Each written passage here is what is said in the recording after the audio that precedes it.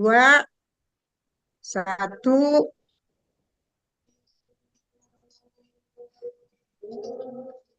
Lah sakato hati jo jantuang, malam kini lah samo tampak. Ada selesai Maaf, saja lah. Mandarin. Recording in progress.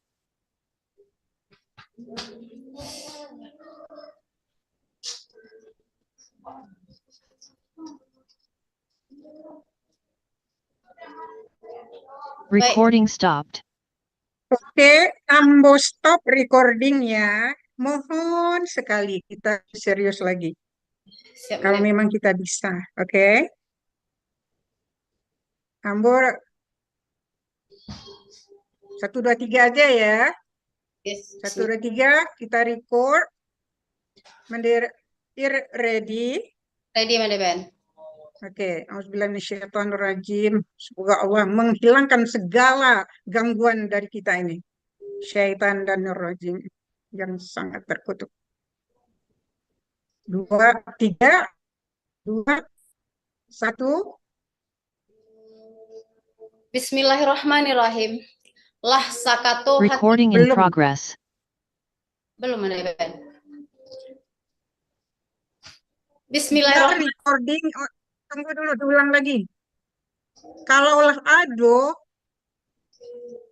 Recording stopped. recording in progress, itu mulai direkam. Kita baru mulai berbicara. Right? Oke, kita coba. Insya Allah. Oke. 3, 2, 1. Recording in progress. Bismillahirrahmanirrahim. Lah sakato hati jo jantuang, malam kini lah samo tampak di program adat dan budaya Minangkabau. Jo salam sambah di anjuang, maaf jorila kami minta uko jo jangko kok talampau. Assalamualaikum warahmatullahi wabarakatuh. Waalaikumsalam warahmatullahi wabarakatuh. Waalaikumsalam warahmatullahi wabarakatuh. Assalamualaikum pambuka kato jo bismillah rundiang dimulai. Ampun jo maaf bahasa ratu, kami nan bukan cadik pandai. Walau indak bajawek tangan di jalang jauh jodake, di Zoom adai budaya malam kini. Nyampang nan jangga takatokan, salah jo kilap tapa buek, sambah jo simpuah manjalani. Sambah tahun jo kanan rap. Ampun dimohon pada Allah, sambah tahun jo kanan banyak. Salam tata buah kanan rami. Indak basibak jo basisih bukan bahinggo jo babateh. Dari ujung sampai kapangka. Dari tengah lapeh katapi, dari ranah tarikh karantau sampai karantau mancanegara di lingkungan sambah kasadonya. Yang sama-sama kami hormati Bapak Kepala Dinas Kebudayaan Provinsi Sumatera Barat, Bapak Dr. Haji Jeffrinal, SH MSI, selamat datang Pak. Ya, sama-sama Ibu. Yang kami hormati juga pemateri kita selanjutnya, Ibu Dr. Sri Setiawati MA, selamat datang Bu. Dan yang kami cintai dan kami hormati juga Ketua Mandeh Minang Mancanegara 3M, Mandeh Nurbaini Mekoski. Selamat malam Mandeh Ben. Malam. Alhamdulillah, alhamdulillahillazi allafa baina qulubana fa asbahna bi ni'mati ikhwana. Asyhadu an la ilaha illallah wa asyhadu anna Muhammadar Rasulullah. Di malam semalam kini hari elok ketika bayak bulan tampak janjian sampai ukulah tibo di jangkonyo. Maka alhamdulillah kita diberikan kesempatan untuk kembali mengkaji, mengadakan bertemu kembali dalam webinar Mandeh Minang Mancanegara dengan tema menggali potensi cagar budaya di Sumatera Barat. Mengawali niat baik di hari yang baik, sama-sama kita dengarkan sambutan dari Ketua Mandeh Minang Mancanegara 3M, yaitu Mandeh Nurbaini Mekoski. Kami silakan. Terima kasih Mbak. Assalamualaikum warahmatullahi wabarakatuh. Waalaikumsalam warahmatullahi wabarakatuh. Bismillahirrahmanirrahim. Innal hamdulillahi nasta'inuhu wa nastaghfiruhu wa na'udzubillahi min syururi anfusina wa min sayyiati a'malina. Wa may yahdihillahu fala mudhillalah wa may yudhlil fala hadiyalah. Nasyhadu an la ilaha illallah wahdahu la syarikalah wa wasyhadu anna Muhammadan abduhu wa rasuluh. Allahumma salli ala sayyidina Muhammad wa ala alihi wa ashabihi ajmain. Amma ba'dah. Puji dan syukur kita panjatkan pada Allah Subhanahu wa taala atas segala anugerahnya pada kita semua dan pada seluruh sekian alam. Yang terhormat narasumber kita Bapak Dr. Haji Jafrinal Arifin SH MSI, Kepala Dinas Kebudayaan Provinsi Sumatera Barat.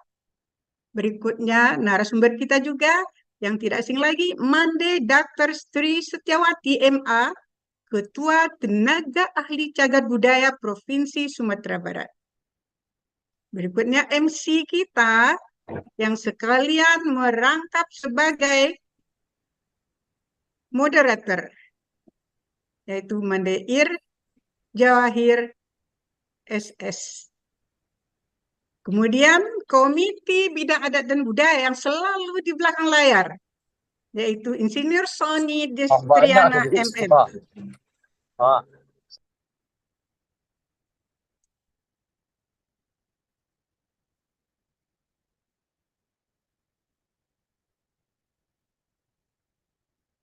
Kemudian terima kasih yang sama tingginya kepada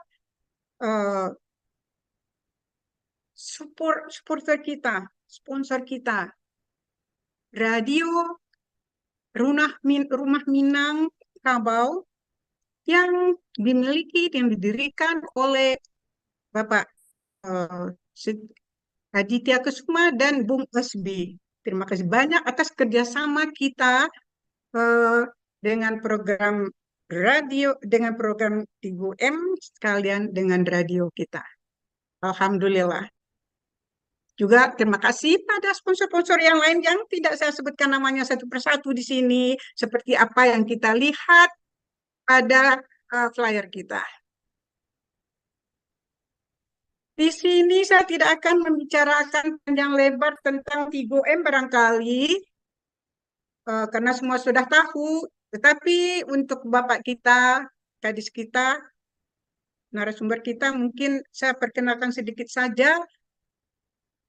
Grup Mandeh Minang Mancanegara atau Tigo M adalah grup Mandeh-Mandeh Minangkabau yang berada di mancanegara dan juga beranggotakan Mandeh-Mandeh di ranah Minang.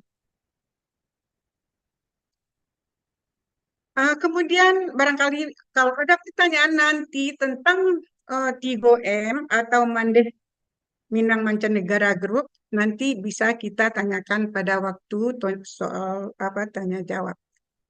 Jadi perihal materi cagar budaya.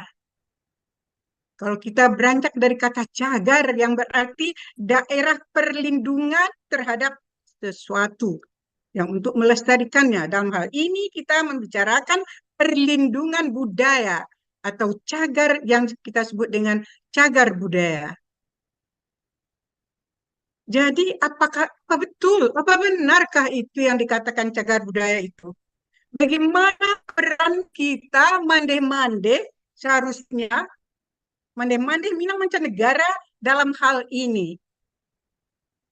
Kalau kita lihat secara umumnya cagar budaya itu meliputi warisan budaya yang bersifat atau dan berupa benda tangible, seperti bangunan cagar budaya, strukturnya, kawasan dan situsnya.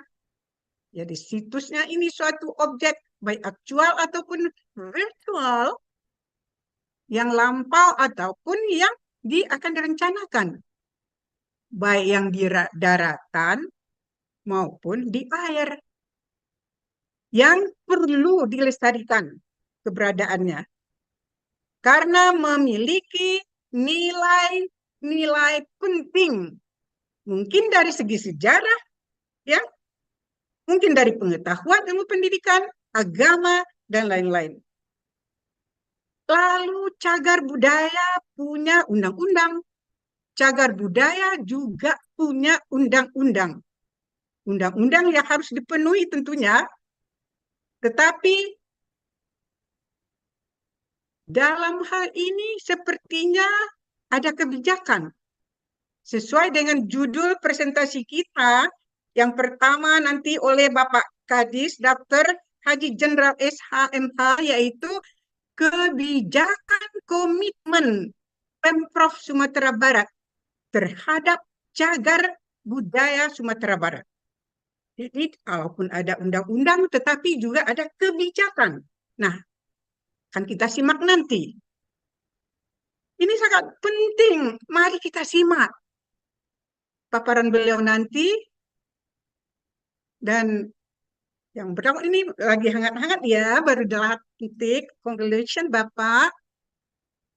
Nah, kemudian bagaimana cagar budaya di Minangkabau yang berada dalam kawasan mancanegara? Nah, ini akan dipertanyakan juga nanti pada narasumber kita, insya Allah. Lalu narasumber kita yang kedua, dengan tema potensi dan upaya penetapan cagar alam budaya di Sumatera Barat. Wewenang siapa ya? Bagaimana pula hukumnya? Hal yang penting dan menarik sekali. Karena itu meliputi mancanegara. Karena kita ya meliputi mancanegara, bagaimana pula kalau di mancanegara apa dan bagaimana pula peran kita? Mungkin untuk menghemat waktu, kita berikan kepada kesempatan ini pada narasumber kita. Mari kita simak sebaik-baiknya, kita belajar, dan kita terapkan insya Allah. Dan kita pertanyakan apa yang di kepala kita. Barangkali sekian saja dulu dari saya ya. Wabillahi wal hidayah. Assalamualaikum warahmatullahi wabarakatuh. Waktu kita persilakan kembali kepada moderator. Waalaikumsalam warahmatullahi wabarakatuh. Terima kasih Mandeben. Alhamdulillah, selamat datang Mande-Mande, Bapak-Bapak nanlah bagabuang di Zoom meeting Mande Minang Mancanegara. Insya Allah kita akan masuk ke materi.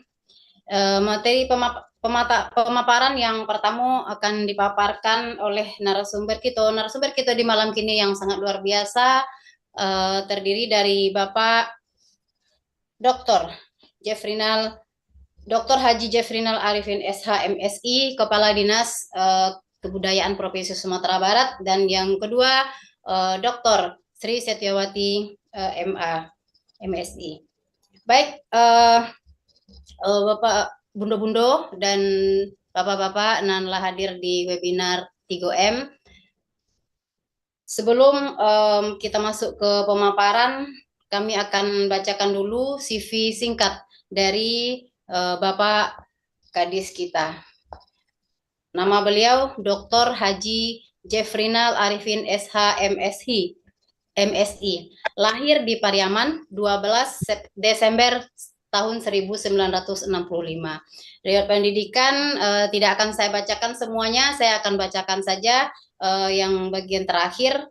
Pendidikan terakhir beliau di Manajemen Pendidikan Program Doktor Universitas Negeri Padang. Nah, riwayat jabatan, Masya Allah, ini pertama beliau Kepala Biro Bina Sosial Kantor Gubernur Provinsi Sumatera Barat tahun 2011. Nah, selanjutnya staf ahli Gubernur Bidang Pemerintahan 2014 dan selanjutnya staf ahli Gubernur Bidang Pembangunan Kemasyarakatan dan SDM tahun 2016. Selanjutnya PJ Bupati Agam tahun 2016. Selanjutnya Kepala BPSDM Provinsi Sumatera Barat tahun 2018. Kepala Bidang Kesbangpol Provinsi Sumatera Barat tahun 2021. Dan saat ini beliau Kepala Dinas Kebudayaan Provinsi Sumatera Barat. Baik Bapak dan Ibu, Mande-Mande, Bapak-Bapak, dengan tidak memperpanjang waktu, kita silakan kepada Bapak Kadis kita untuk pemaparan materi dengan judul kebijakan dan komitmen Pemprov terhadap cagar budaya di Provinsi Sumatera Barat. Kami silakan, Pak. Terima kasih, Ibu MC. Bismillahirrahmanirrahim. Assalamualaikum warahmatullahi wabarakatuh. Waalaikumsalam warahmatullahi wabarakatuh. Yang kami hormati mandeh kita sebagai pengantar tadi Ibu Nurbaini. Kemudian kita hormati narasumber kita Ibu Dr. Sri Setiawati MA sebagai tenaga ahli cagar budaya. Kemudian kita hormati moderator kita Bu Ler Jawahir SS. Kemudian kita hormati Pak Sony, termasuk juga ada sponsor kita dari Radio Ranah Minangkabau, dan juga seluruh mandeh-mandeh Minang mancanegara yang hadir pada kesempatan malam hari ini, dan juga seluruh hadirin hadirat yang berbahagia. Alhamdulillah wa syukurillah pada malam hari ini kita bisa bertemu dalam rangka menggali potensi cagar budaya di Sumatera Barat. Saya perkenalkan diri juga sudah disampaikan Ibu Moderator tadi. Saya baru dilantik tanggal 5 Januari kemarin. Mande-mande semua dan Bapak Ibu sekalian termasuk Bu Sri sebagai Kadis Kebudayaan.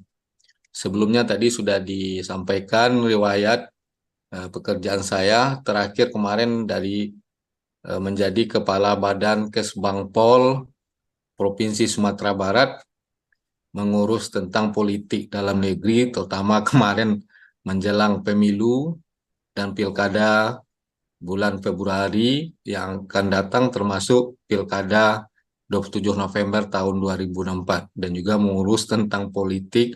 Di samping itu juga mengurus tentang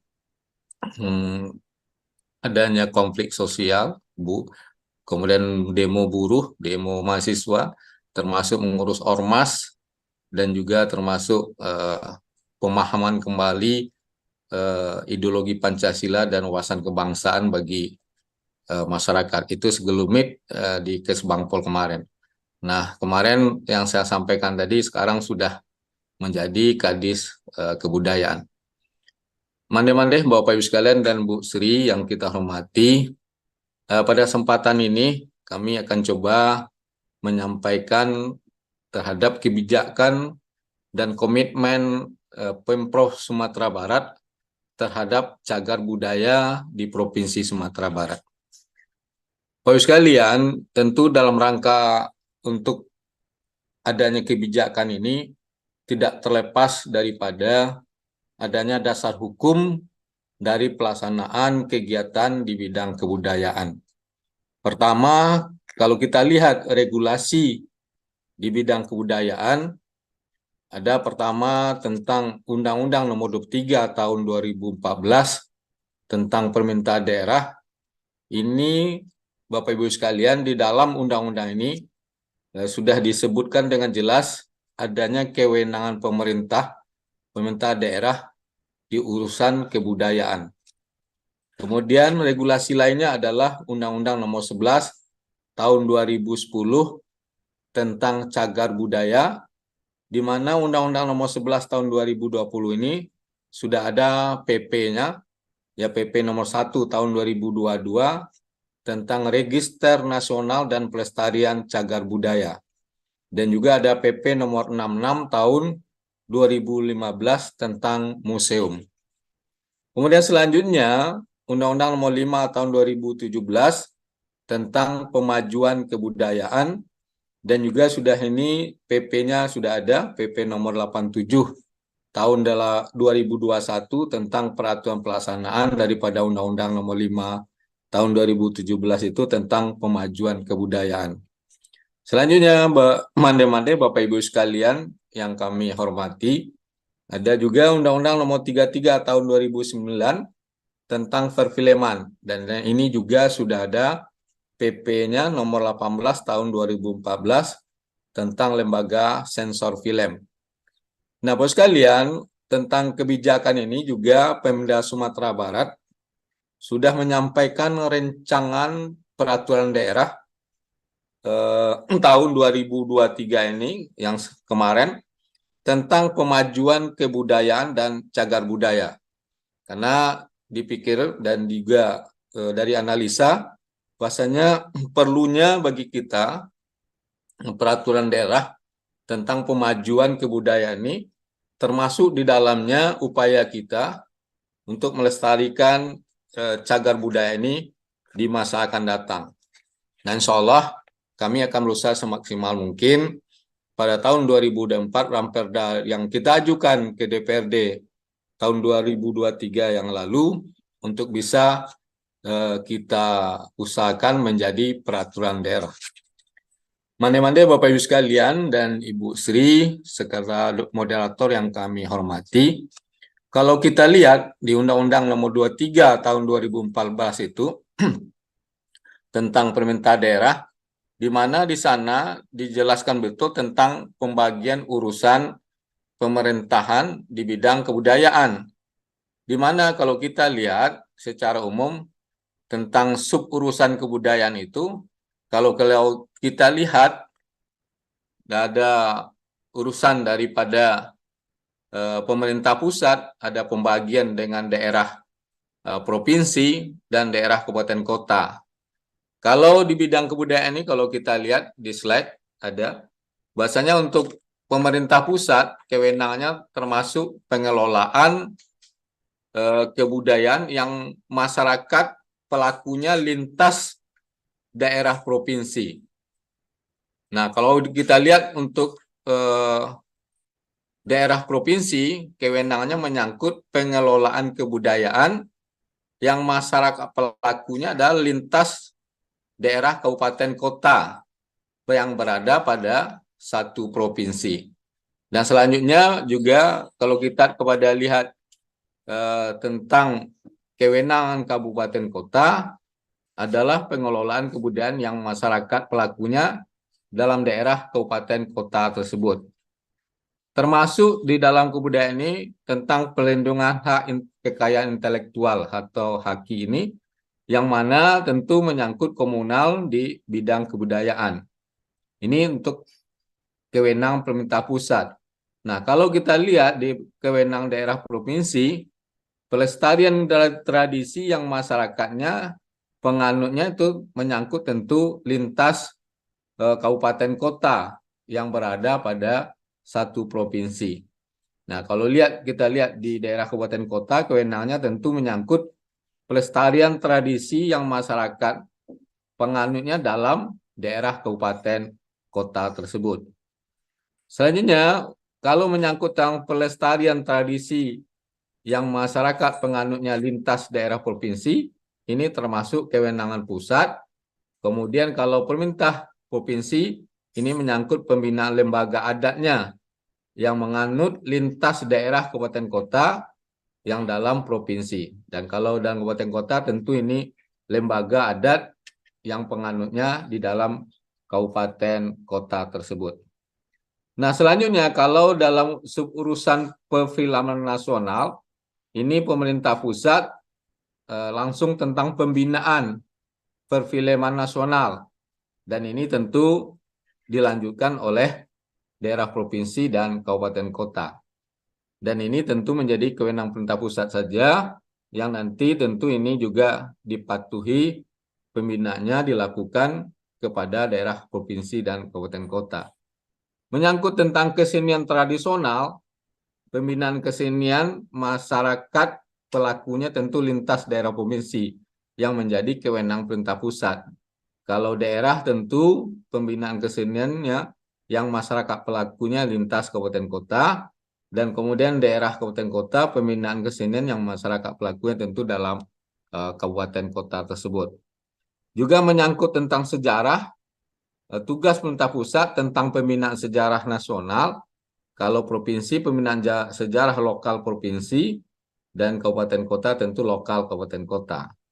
Nah, menyangkut cagar budaya yang memang ini menjadi stressing kita pembicaraan pada malam hari ini, Tentu kalau secara nasional, pemerintah pusat kewenangannya adalah dalam bentuk registrasi nasional cagar budaya. Kemudian penetapan cagar budaya peringkat nasional, juga kemudian mengenai pengelolaan cagar budaya peringkat nasional, termasuk penerbitan izin membawa cagar budaya ke luar negeri. Nah, bagaimana dengan urusan cagar budaya ini di provinsi? Pertama adalah penetapan cagar budaya peringkat provinsi. Yang kedua, pengelolaan cagar budaya peringkat provinsi ini, termasuk penentuan izin membawa cagar budaya ke luar daerah provinsi.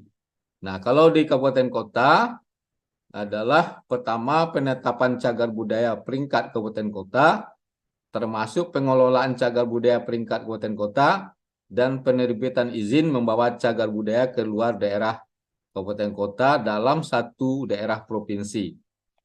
Kemudian yang menyangkut permuseuman, ini penerbitan register museum dan pengelolaan museum nasional. Ini yang menjadi kewenangan pemerintah pusat. Kalau provinsi hanya menyangkut pengelolaan museum provinsi. Nah, Bapak Ibu, mande-mande yang kita hormati, kita sekarang juga punya satu museum yang sedang kita sudah dibangun 5 tahun yang lalu oleh Kementerian Pendidikan Kebudayaan, yang itu adalah Museum Bela Negara atau PDRI di Gunung Omeh, Kabupaten 50 Kota. Dan sampai hari ini, museum kita ini sudah banyak dimanfaatkan oleh siswa untuk melihat bagaimana dulu perjuangan pahlawan kita, PDRI pada waktu itu, dan ini sudah diagramanya. Nah, sampai saat ini rencana Kementerian Pendidikan Kebudayaan dan Ristek akan menyerahkan kepada provinsi. Namun sampai saat ini belum diserahkan, dan hal ini tetap juga bisa kita laksanakan tentang pemanfaatan museum kita ini supaya dapat dimanfaatkan dengan baik oleh masyarakat. Namun tentu kita berharap semuanya ini bisa difasilitasi oleh pemerintah pusat sehingga nanti pemanfaatan yang akan diserahkan ke provinsi ini dapat kita laksanakan dengan baik.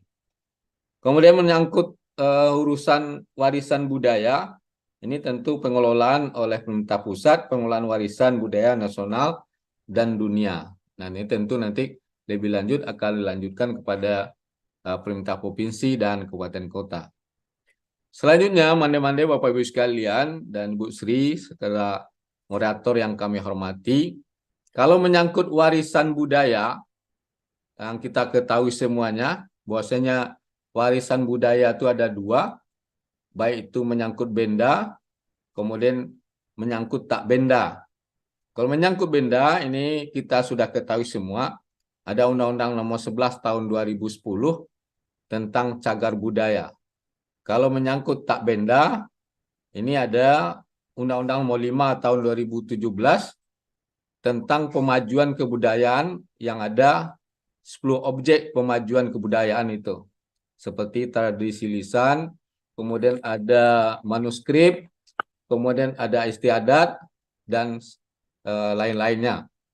Nah, kalau kita lihat, kalau warisan benda ini merupakan warisan budaya yang bisa diraba atau diindra. Seperti yang kita ketahui ada artefak, ada bangunan, seperti disampaikan oleh Mandeh Nurbaini tadi, Ibu Nurbaini tadi. Nah, ini termasuk di dalamnya ada situs, candi, dan sebuah kawasan, dan lain-lain. Kemudian kalau warisan budaya tak benda, kita sudah paham juga semua, termasuk di dalamnya adalah warisan budaya yang tak bisa diraba atau diindra, tapi jelas ada di sekitar kita, seperti tradisi, bahasa, dan ritual, serta lain-lain.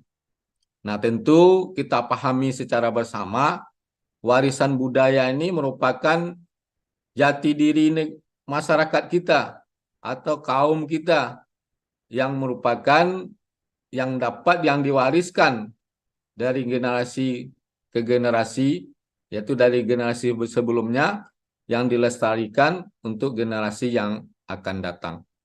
Nah, Bapak sekalian, ini tentu ini jadi perhatian kita bersama tentang warisan budaya ini.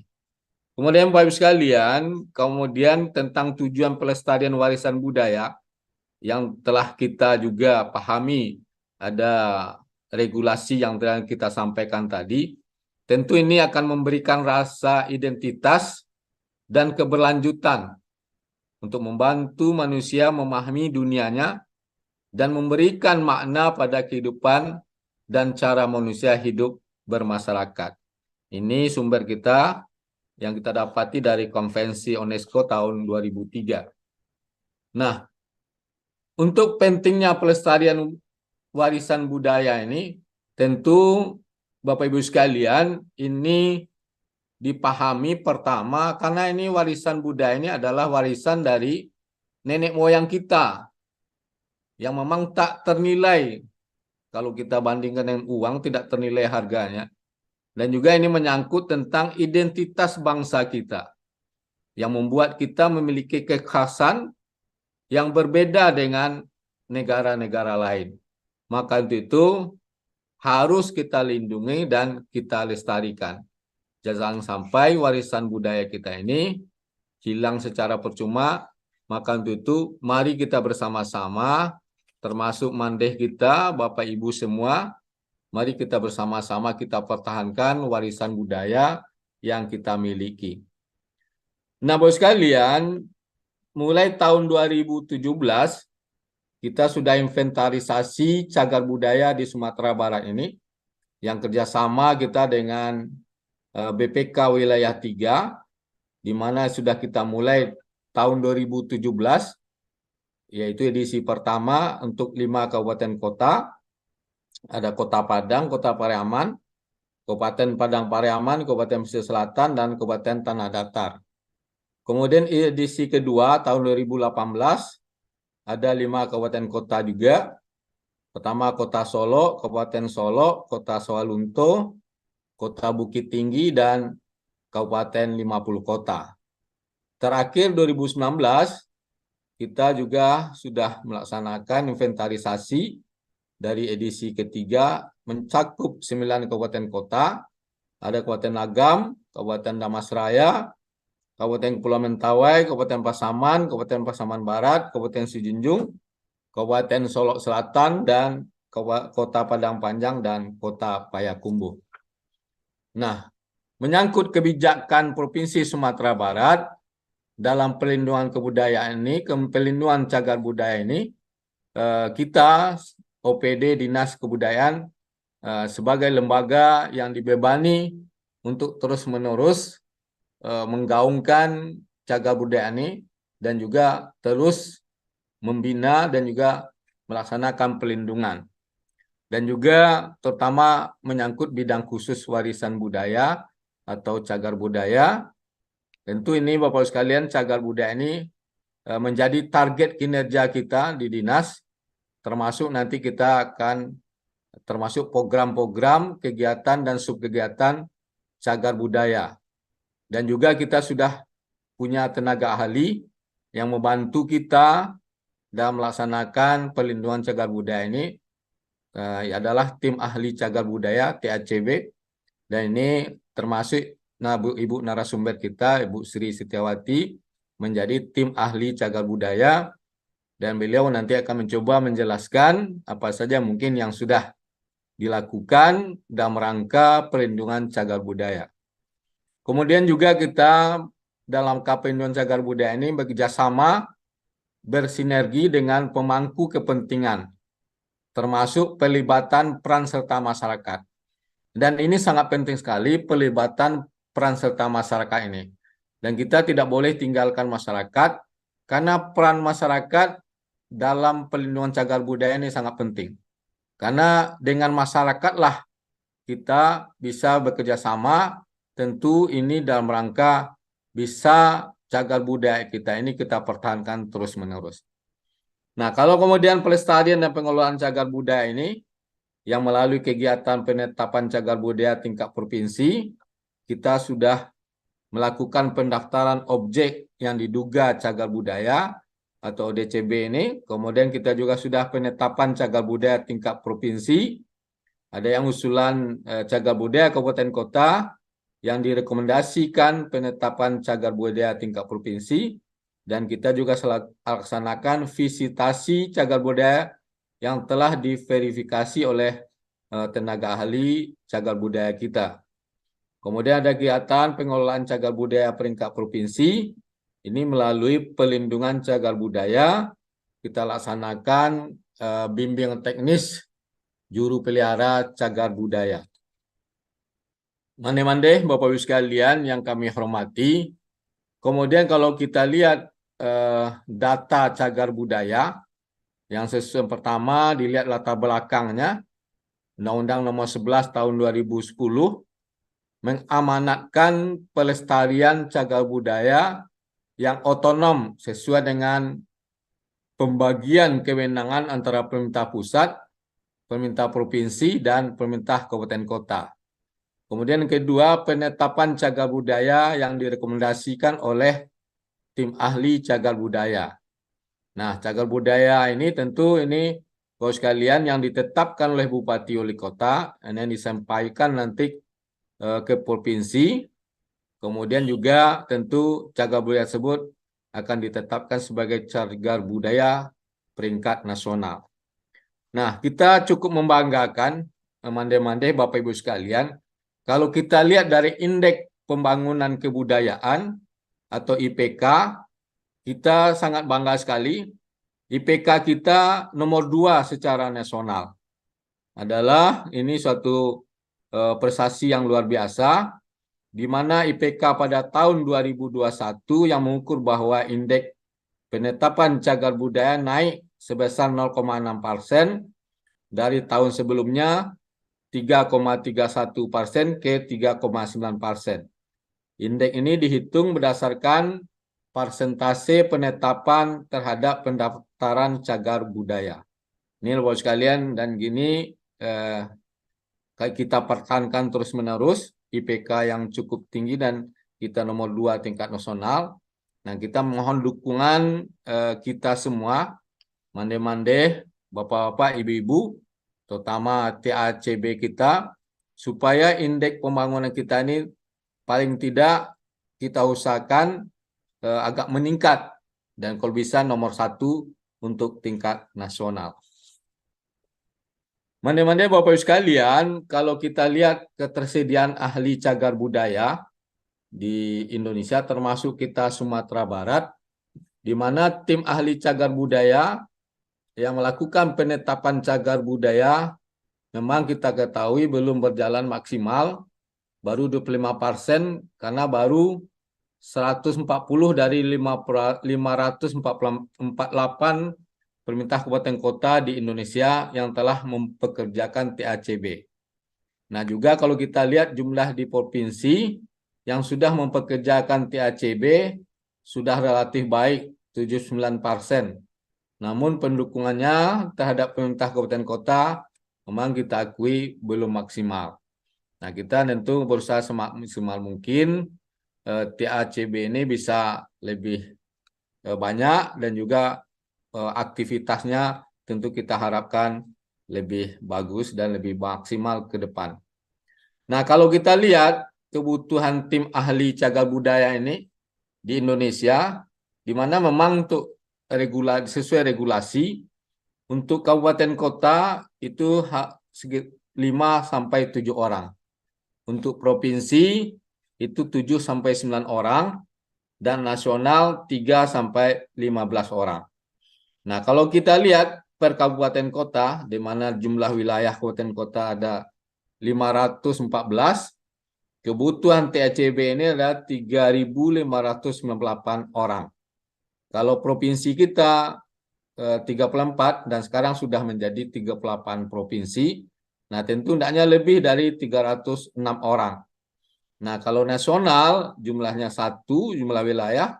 Nah, kebutuhan sekarang ada 15, maka total ada 3.919.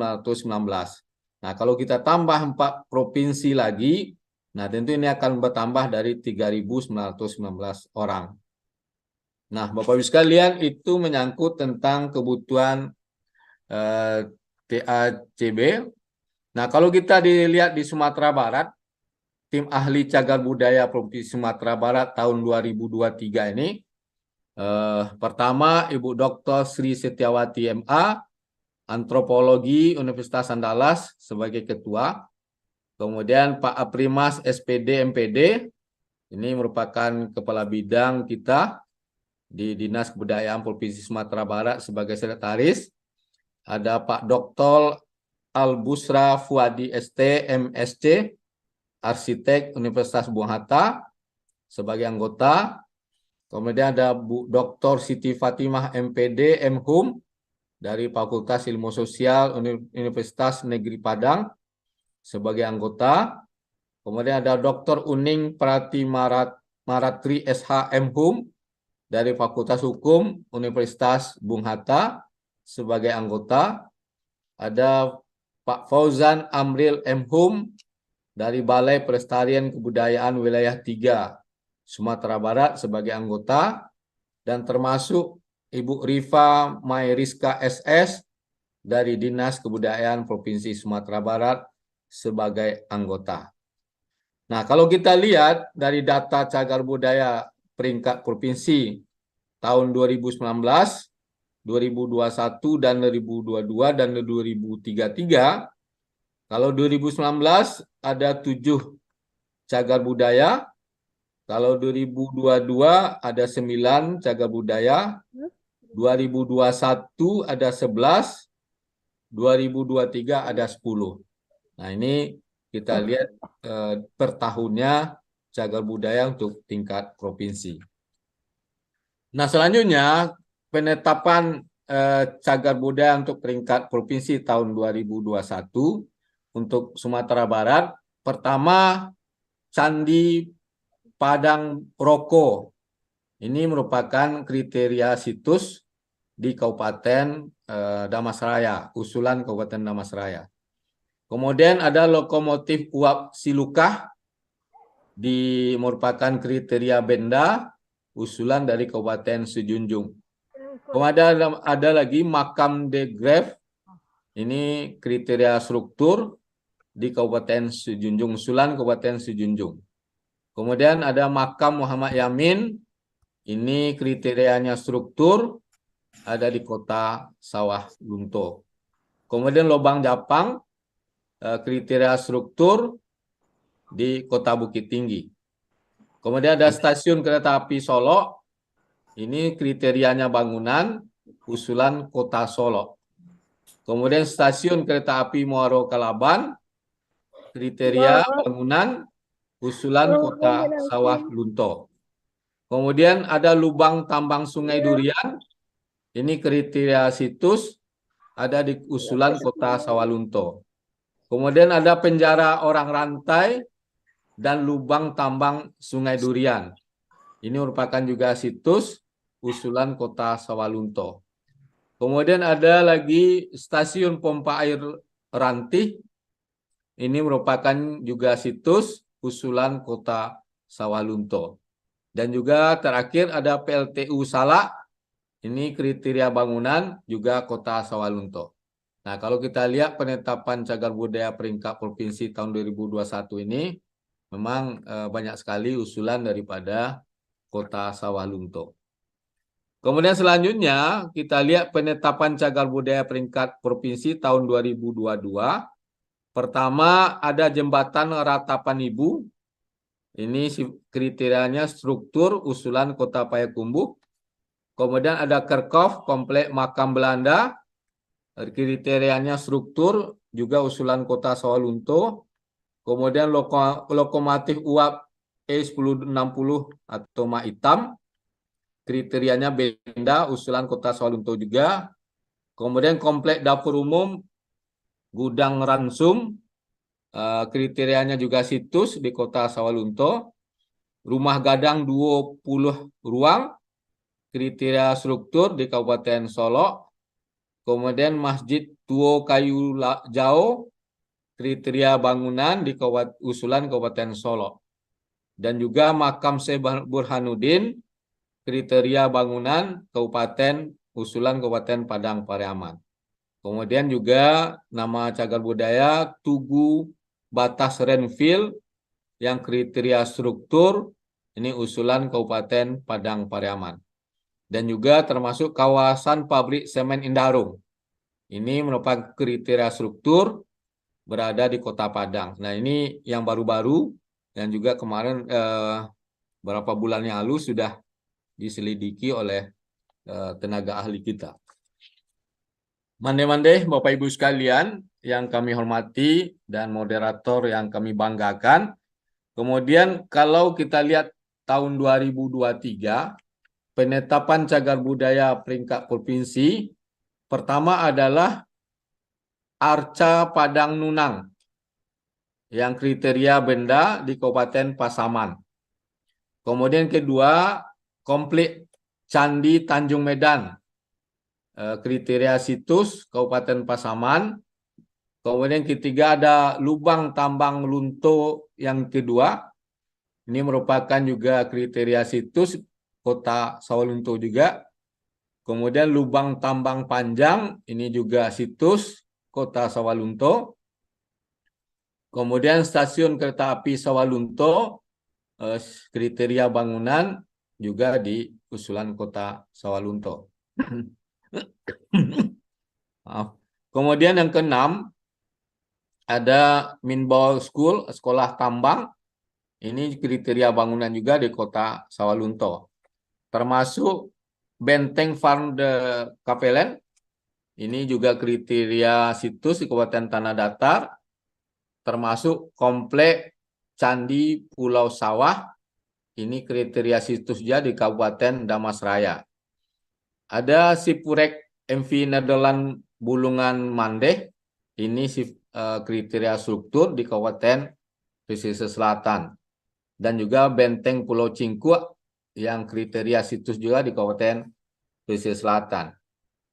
Nah, Bapak Ibu hadirin hadirat yang berbahagia yang kami banggakan, hingga 2022 telah terinventarisir 646 ODCB atau cagar budaya, di mana kalau kita lihat per kabupaten kota jumlahnya, Kota Padang ada 78, Kota Bukit Tinggi 45, Kota Payakumbuh 31, Kota Padang Panjang 12, Kota Solok 7, Kota Sawalunto 74, Kota Pariaman 52, Kabupaten Pasaman ada 12, Kabupaten Pasaman Barat 18, Kabupaten 50 kota 75, dan juga kita lihat untuk kabupaten kota lain, Kabupaten Agam 57, Tanah Datar ada 70, yang kemudian yang Kabupaten Padang Pariaman 24, dan seterusnya Pesisir Selatan 15, Kabupaten Sol 16, Kabupaten Solok Selatan 17, Kabupaten Setunjung 12, Damasraya 13, Kabupaten Pulau Mentawai 17. Ini adalah ODCB yang sudah kita data berjumlah 646. Nah, Bapak Ibu sekalian, kalau kita lihat cagar budaya peringkat nasional di Provinsi Sumatera Barat, mohon maaf, saya harus minum.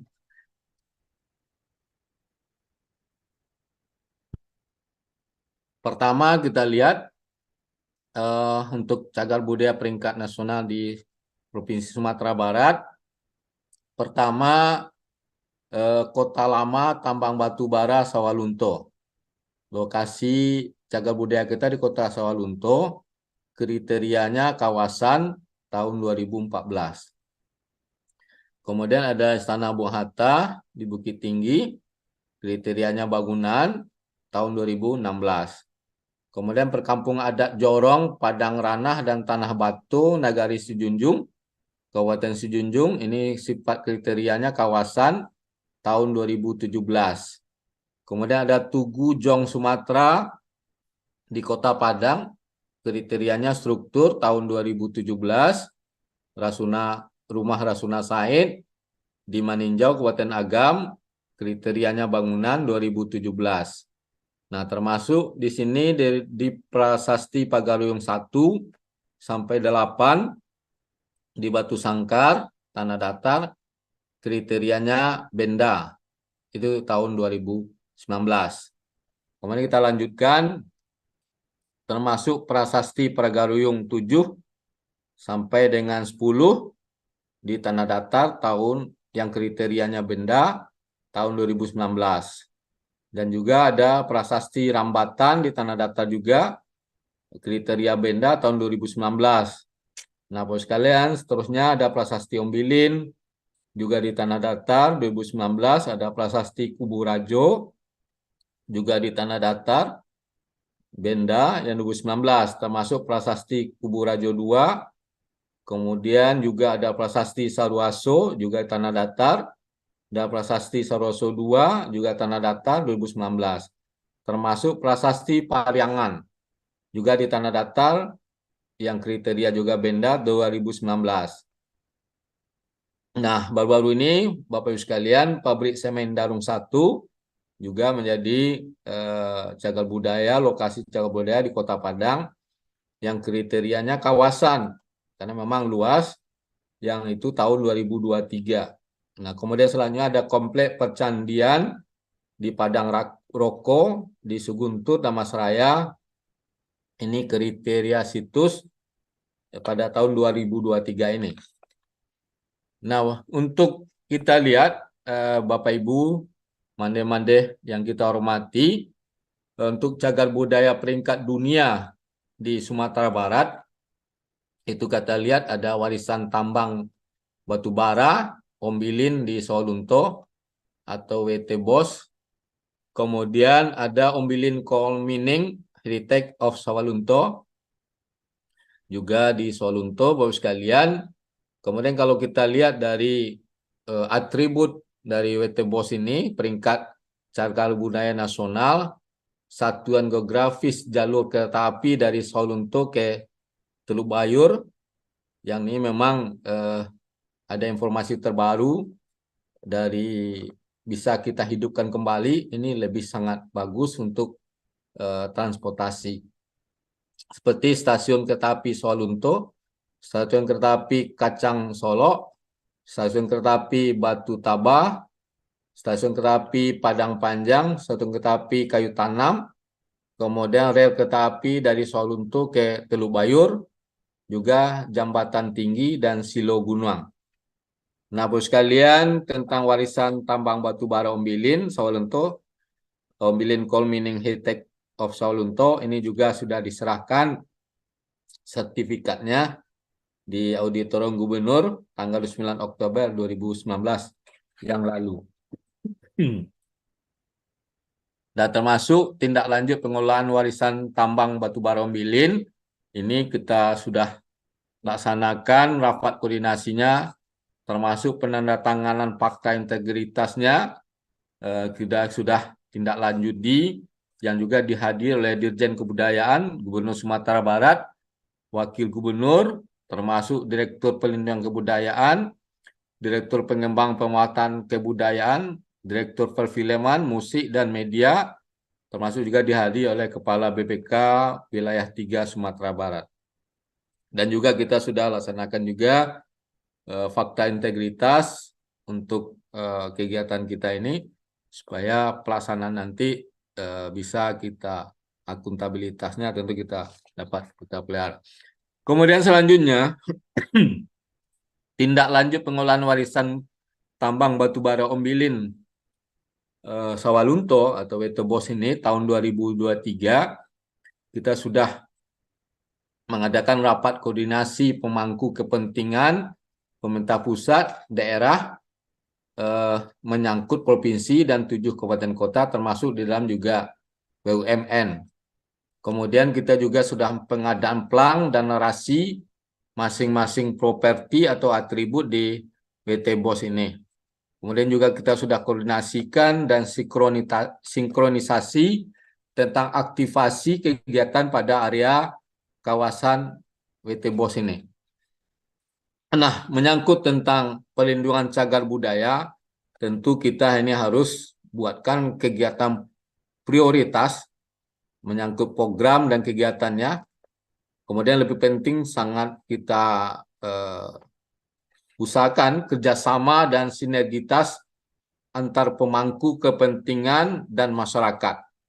Dan juga perlu kita lebih terus-menerus peningkatan sumber daya manusia, termasuk anggaran yang sangat memadai, kemudian komitmen segala pemangku kepentingan dalam perlindungan cagar budayanya, termasuk kegiatan ini tentu harapan kita berkesinambungan atau berkelanjutan. Nah, program kegiatan atau kegiatan di Dinas Kebudayaan Provinsi Sumatera Barat yang termasuk program kita adalah pelestarian dan pengelolaan cagar budaya. Ini mencakup kegiatan penetapan cagar budaya tingkat peringkat provinsi dan pengelolaan cagar budaya peringkat provinsi. Nah, subkegiatan yang sudah kita rencanakan pendaftaran objek diduga cagar budaya. Kedua, penetapan cagar budaya. Yang ketiga, perlindungan cagar budaya. Mohon maaf, kalau ini masuk pengelolaan cagar budaya peringkat provinsi, menyangkut perlindungan cagar budaya, pengembangan cagar budaya, pemanfaatan cagar budaya, kemudian pembinaan dan peningkatan kapasitas tenaga pelestari cagar budaya. Bapak Ibu mande-mande yang kami hormati, akhirnya kesimpulan kita, setiap pemangku kepentingan harus berkomitmen dan berkontribusi dalam pelestarian cagar budaya dan pemajuan kebudayaan ini. Kemudian sinergi kerjasama program dan kegiatan sesuai dengan kapasitas dan kewenangan masing-masing untuk pelestarian cagar budaya dan pemajuan kebudayaan. Mande-mande Bapak Ibu sekalian, Ibu Sri, moderator yang kami banggakan, demikianlah yang dapat kami sampaikan pada malam hari ini tentang penggalian Bapak Ibu sekalian terhadap kemajuan kita terhadap kebudayaan dan juga terkait cagar budaya di Provinsi Sumatera Barat, terutama kebijakan dan komitmen pemerintah provinsi dalam rangka penataan cagar budaya ini. Bapak Ibu sekalian, demikian saja. Banyak maaf. Bila taufiq. Assalamualaikum warahmatullahi wabarakatuh. Waalaikumsalam warahmatullahi wabarakatuh. Alhamdulillah, terima kasih Bapak, penjelasan pemaparan yang luar biasa untuk kami malam ini, mulai dari kebijakan, perlindungan, pendataan, dan juga tentang pelestarian dan pengelolaan cagar budaya. Mudah-mudahan ini menjadi bahan untuk kita untuk diskusi di malam ini. Selanjutnya kami ucapkan terima kasih kepada mande-mande serta bapak-bapak yang masih bertahan di dalam Zoom kita malam ini. Selanjutnya Bapak dan Ibu, mande-mande semuanya, kita akan perkenalkan narasumber kita yang kedua. Beliau Dr. Sri Setiawati MA, lahir di Padang 31 Januari tahun 1968. Pendidikan beliau yang S1 Antropologi Universitas Andalas Padang, S2 dan S3 Departemen Antropologi Universitas Indonesia, Program Gender and NRM Brighton University in England. Selanjutnya pengalaman beliau, jabatan beliau pernah menjadi Kepala Museum Sawah Lunto 2006 sampai 2008. Pernah juga jadi Kepala Laboratorium Antropologi FISIP Universitas Andalas 2018 sampai 2021. Wakil Ketua Museum Etnografi FISIP Universitas Andalas 2019 sampai 2021. Sekretaris Program Studi Doktor S3 Studi Pembangunan Pasca Sarjana Universitas Andalas 2020 sampai 2024. Beliau juga Ketua Asosiasi Antropologi Indonesia dan juga Ketua Tenaga Ahli Cagar Budaya Provinsi Sumatera Barat.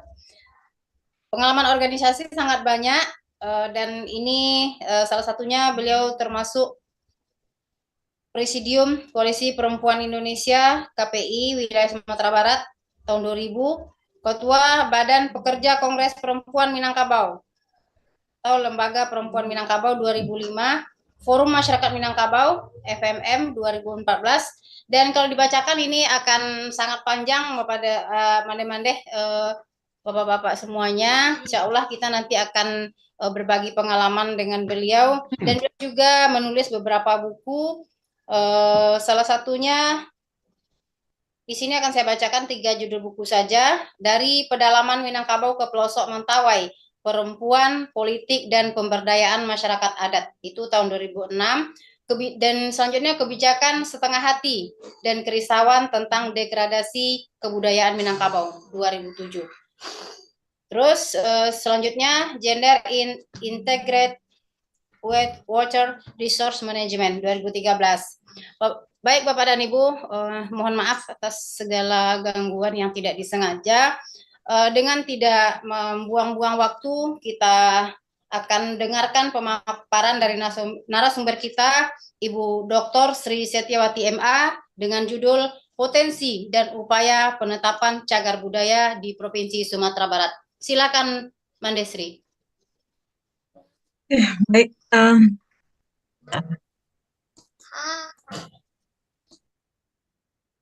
sungguh banyak kayu di rimbo, sampai basarang si burung balam.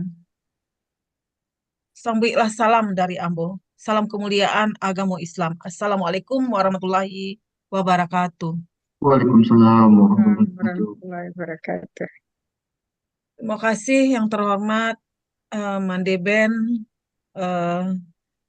yang terhormat juga Bapak Kepala Dinas Kebudayaan Provinsi Sumatera Barat, salam kenal Pak Jeff. Kemudian di sini juga hadir ada Pak Aprimas, beliau juga Kabid di sini dan juga anggota AJB. Kemudian ada Mande-Mande di sini yang Mande Tati dari Belanda, Mande Sony. Mande Sony ini Pak Jeff, beliau ada salah satu anak dari pendiri Sanggar Tari Sofiani. Kemudian saya nggak bisa lihat satu-satu, mungkin ada Mandirina juga di sini. Ada beberapa mahasiswa juga yang hadir di sini dan pencinta radio lainnya. Baik, terima kasih suatu amanah yang cukup berat besar ini diberikan kepada saya. Saya coba menjelaskan berdasarkan dari pengalaman selama menjadi ketua TACB, kami bersama-sama dengan tim tadi yang sudah disampaikan oleh Pak Kadis, ada 7 orang, apa saja menjadi tanggung jawab kami.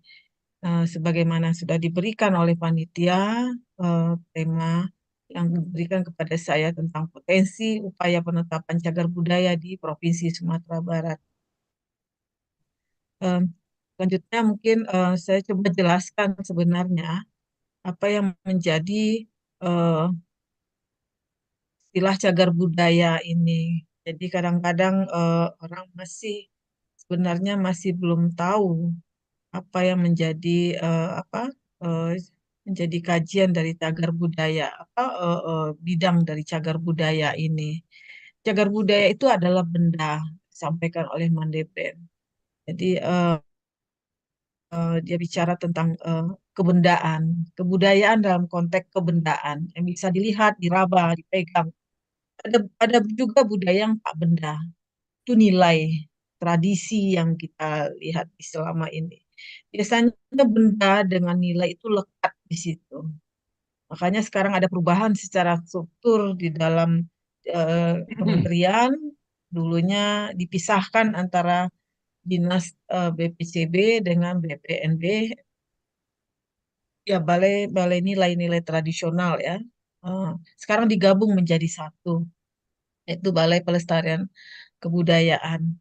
Nah, saya mencoba memahami bagaimana secara pemerintah melihat dalam kebudayaan dalam konteks ini. Nah, ini kita lihat bentuk bangunan, ada bentuk candi, bahkan keris kayak senjata-senjata tradisional ya. Itu juga ada perhiasan-perhiasan itu juga menjadi bagian sebenarnya di dalam cagar budaya.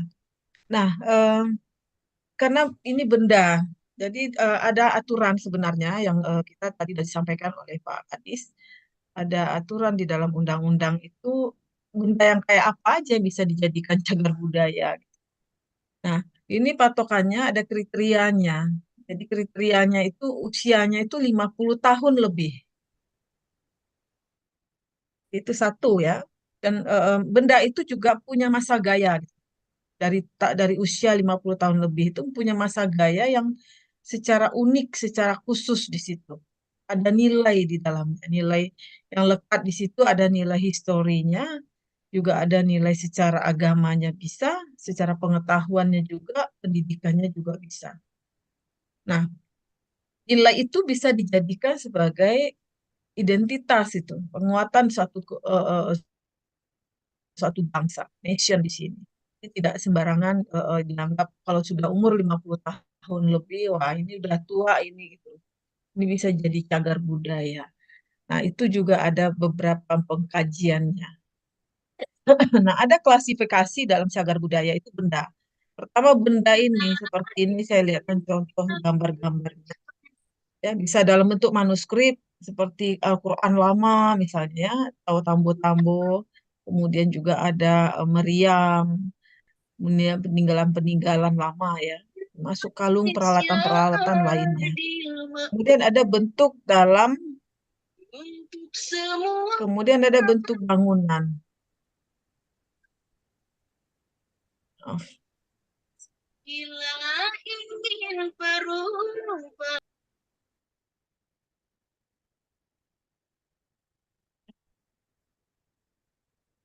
Saya lanjutkan. Kemudian ada bentuk bangunan. Itu bisa masjid, bisa bisa rumah gadang ya kalau kita di Minangkabau rata-rata seperti itu. Nah, kemudian ada situs, tinggalan-tinggalan apa yang tidak berbentuk bangunan ya. Bisa bentuk bangunan tapi dia satu rangkaian di dalamnya ya. Jadi candi-candi seperti itu yang kadang-kadang tidak ada cungkup, tidak ada atap di atasnya.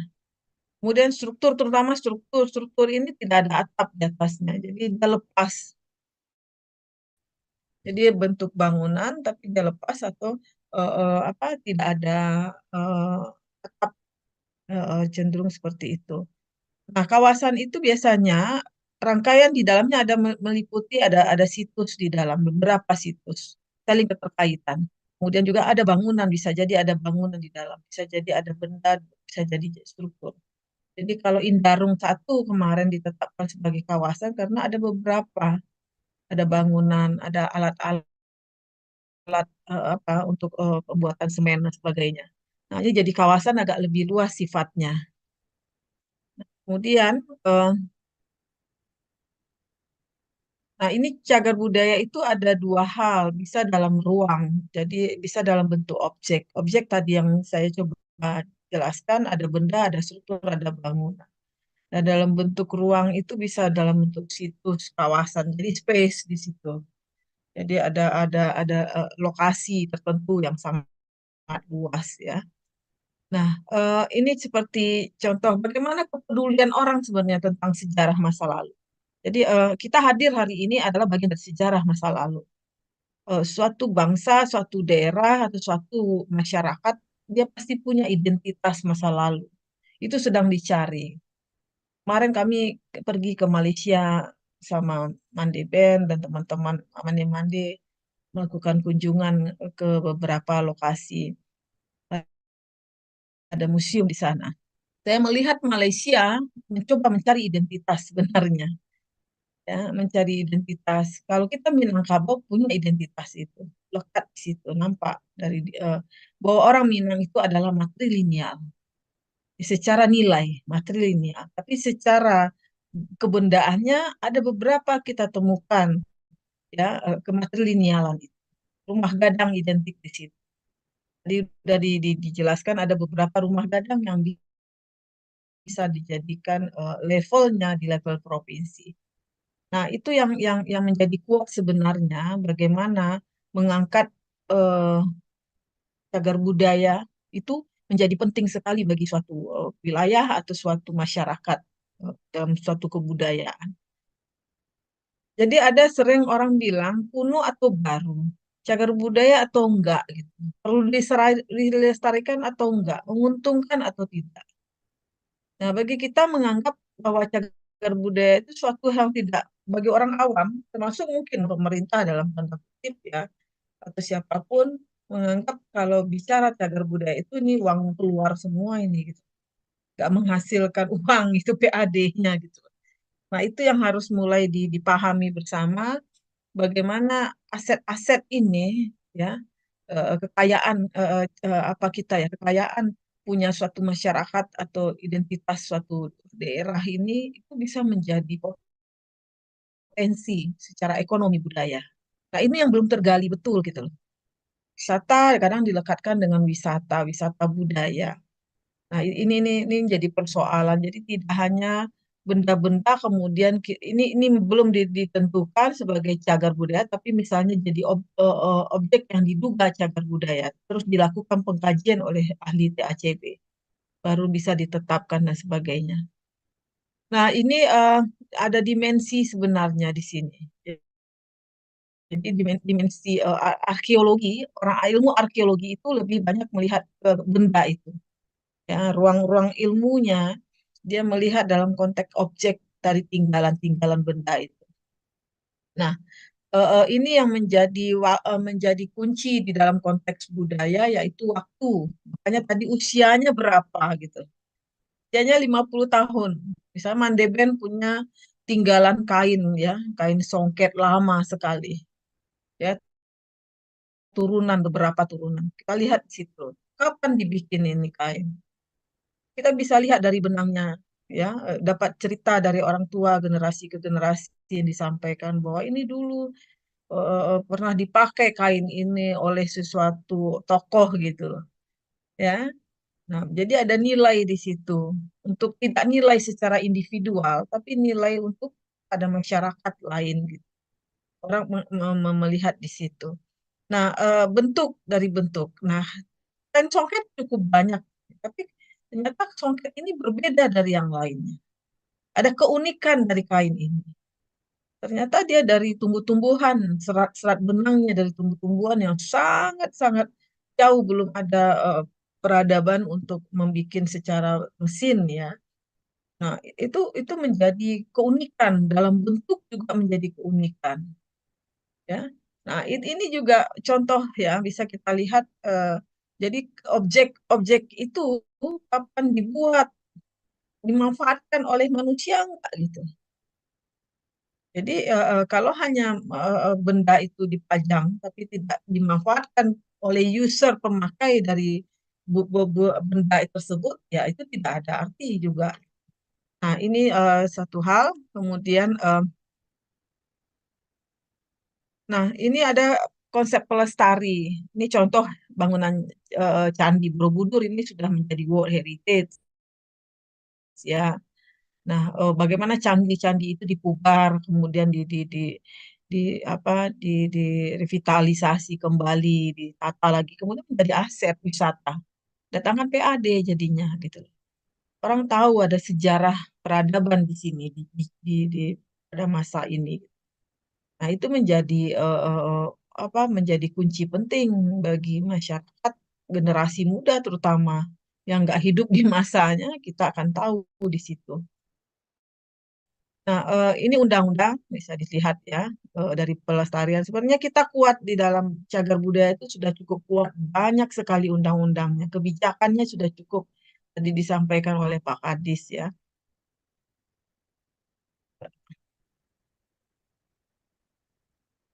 Nah, di dalam pelestarian itu juga ada pelindungan, ada pengembangan, ada pemanfaatan. Nah, level pemanfaatan inilah yang menjadi penting juga gitu. Kalau perlindungan, kadang-kadang kita merasa perlu tumpang tindih. Di satu sisi ada bangunan tua, bangunan cagar budaya yang betul-betul kita lindungi karena dia kan akan pengaruh dengan masa waktu, dengan kondisi cuaca dan sebagainya.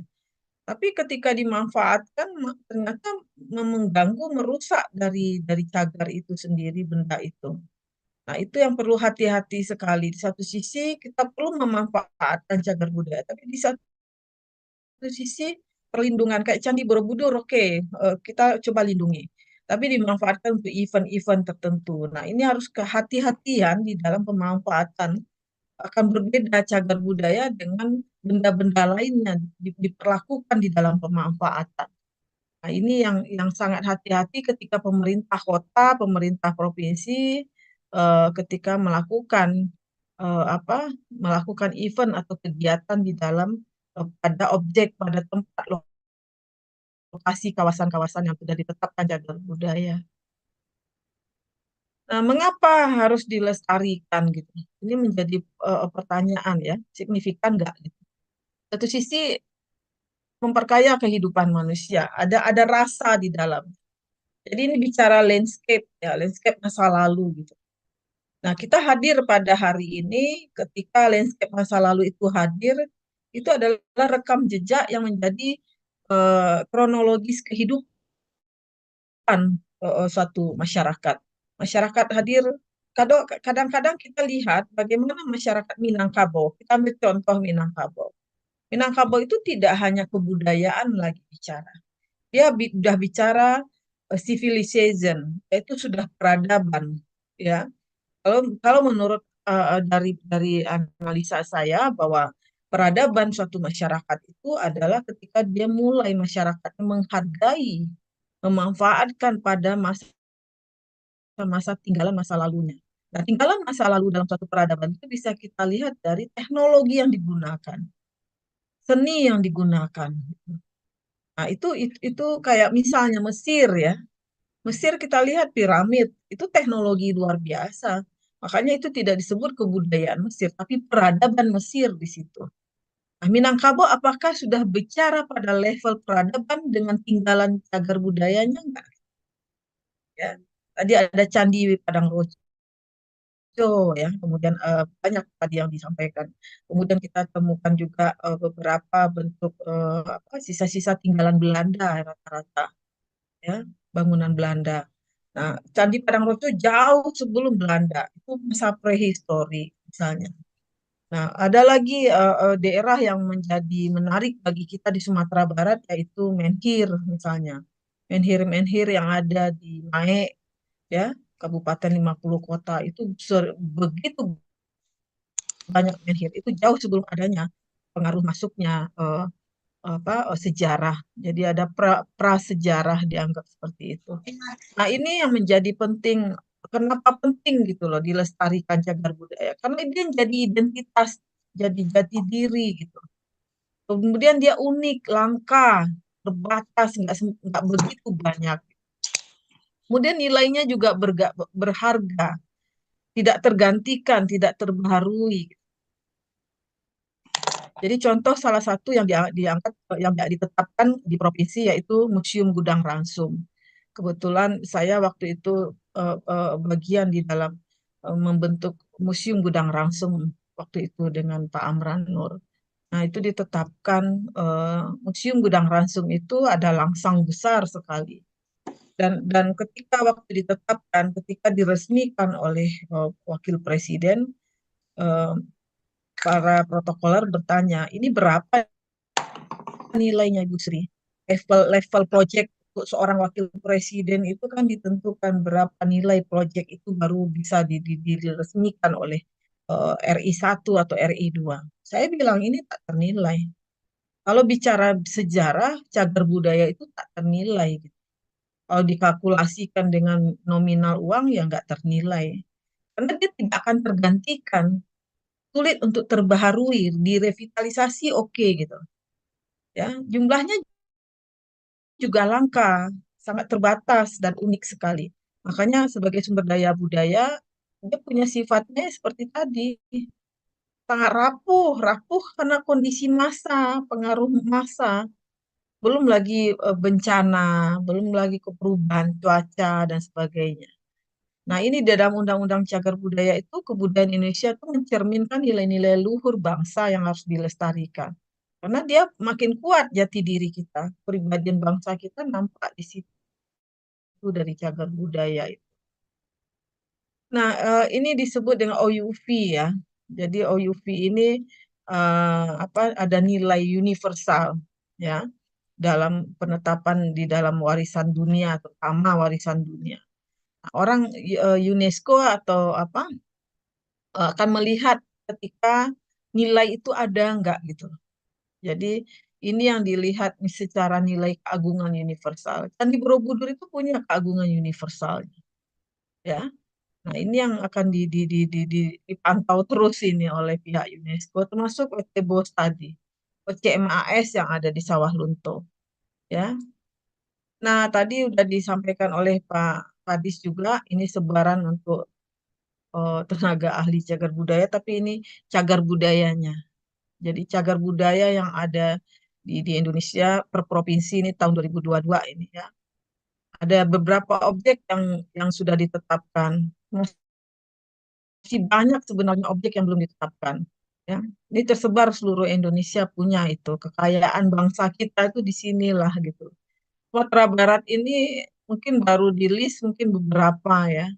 Tapi kalau digali terus mungkin nggak akan selesai-selesai kerjanya orang Dinas Kebudayaan ini, Pak Kadis ya. Jadi makin kita telusuri makin dalam ya, makin banyak ODCB kita.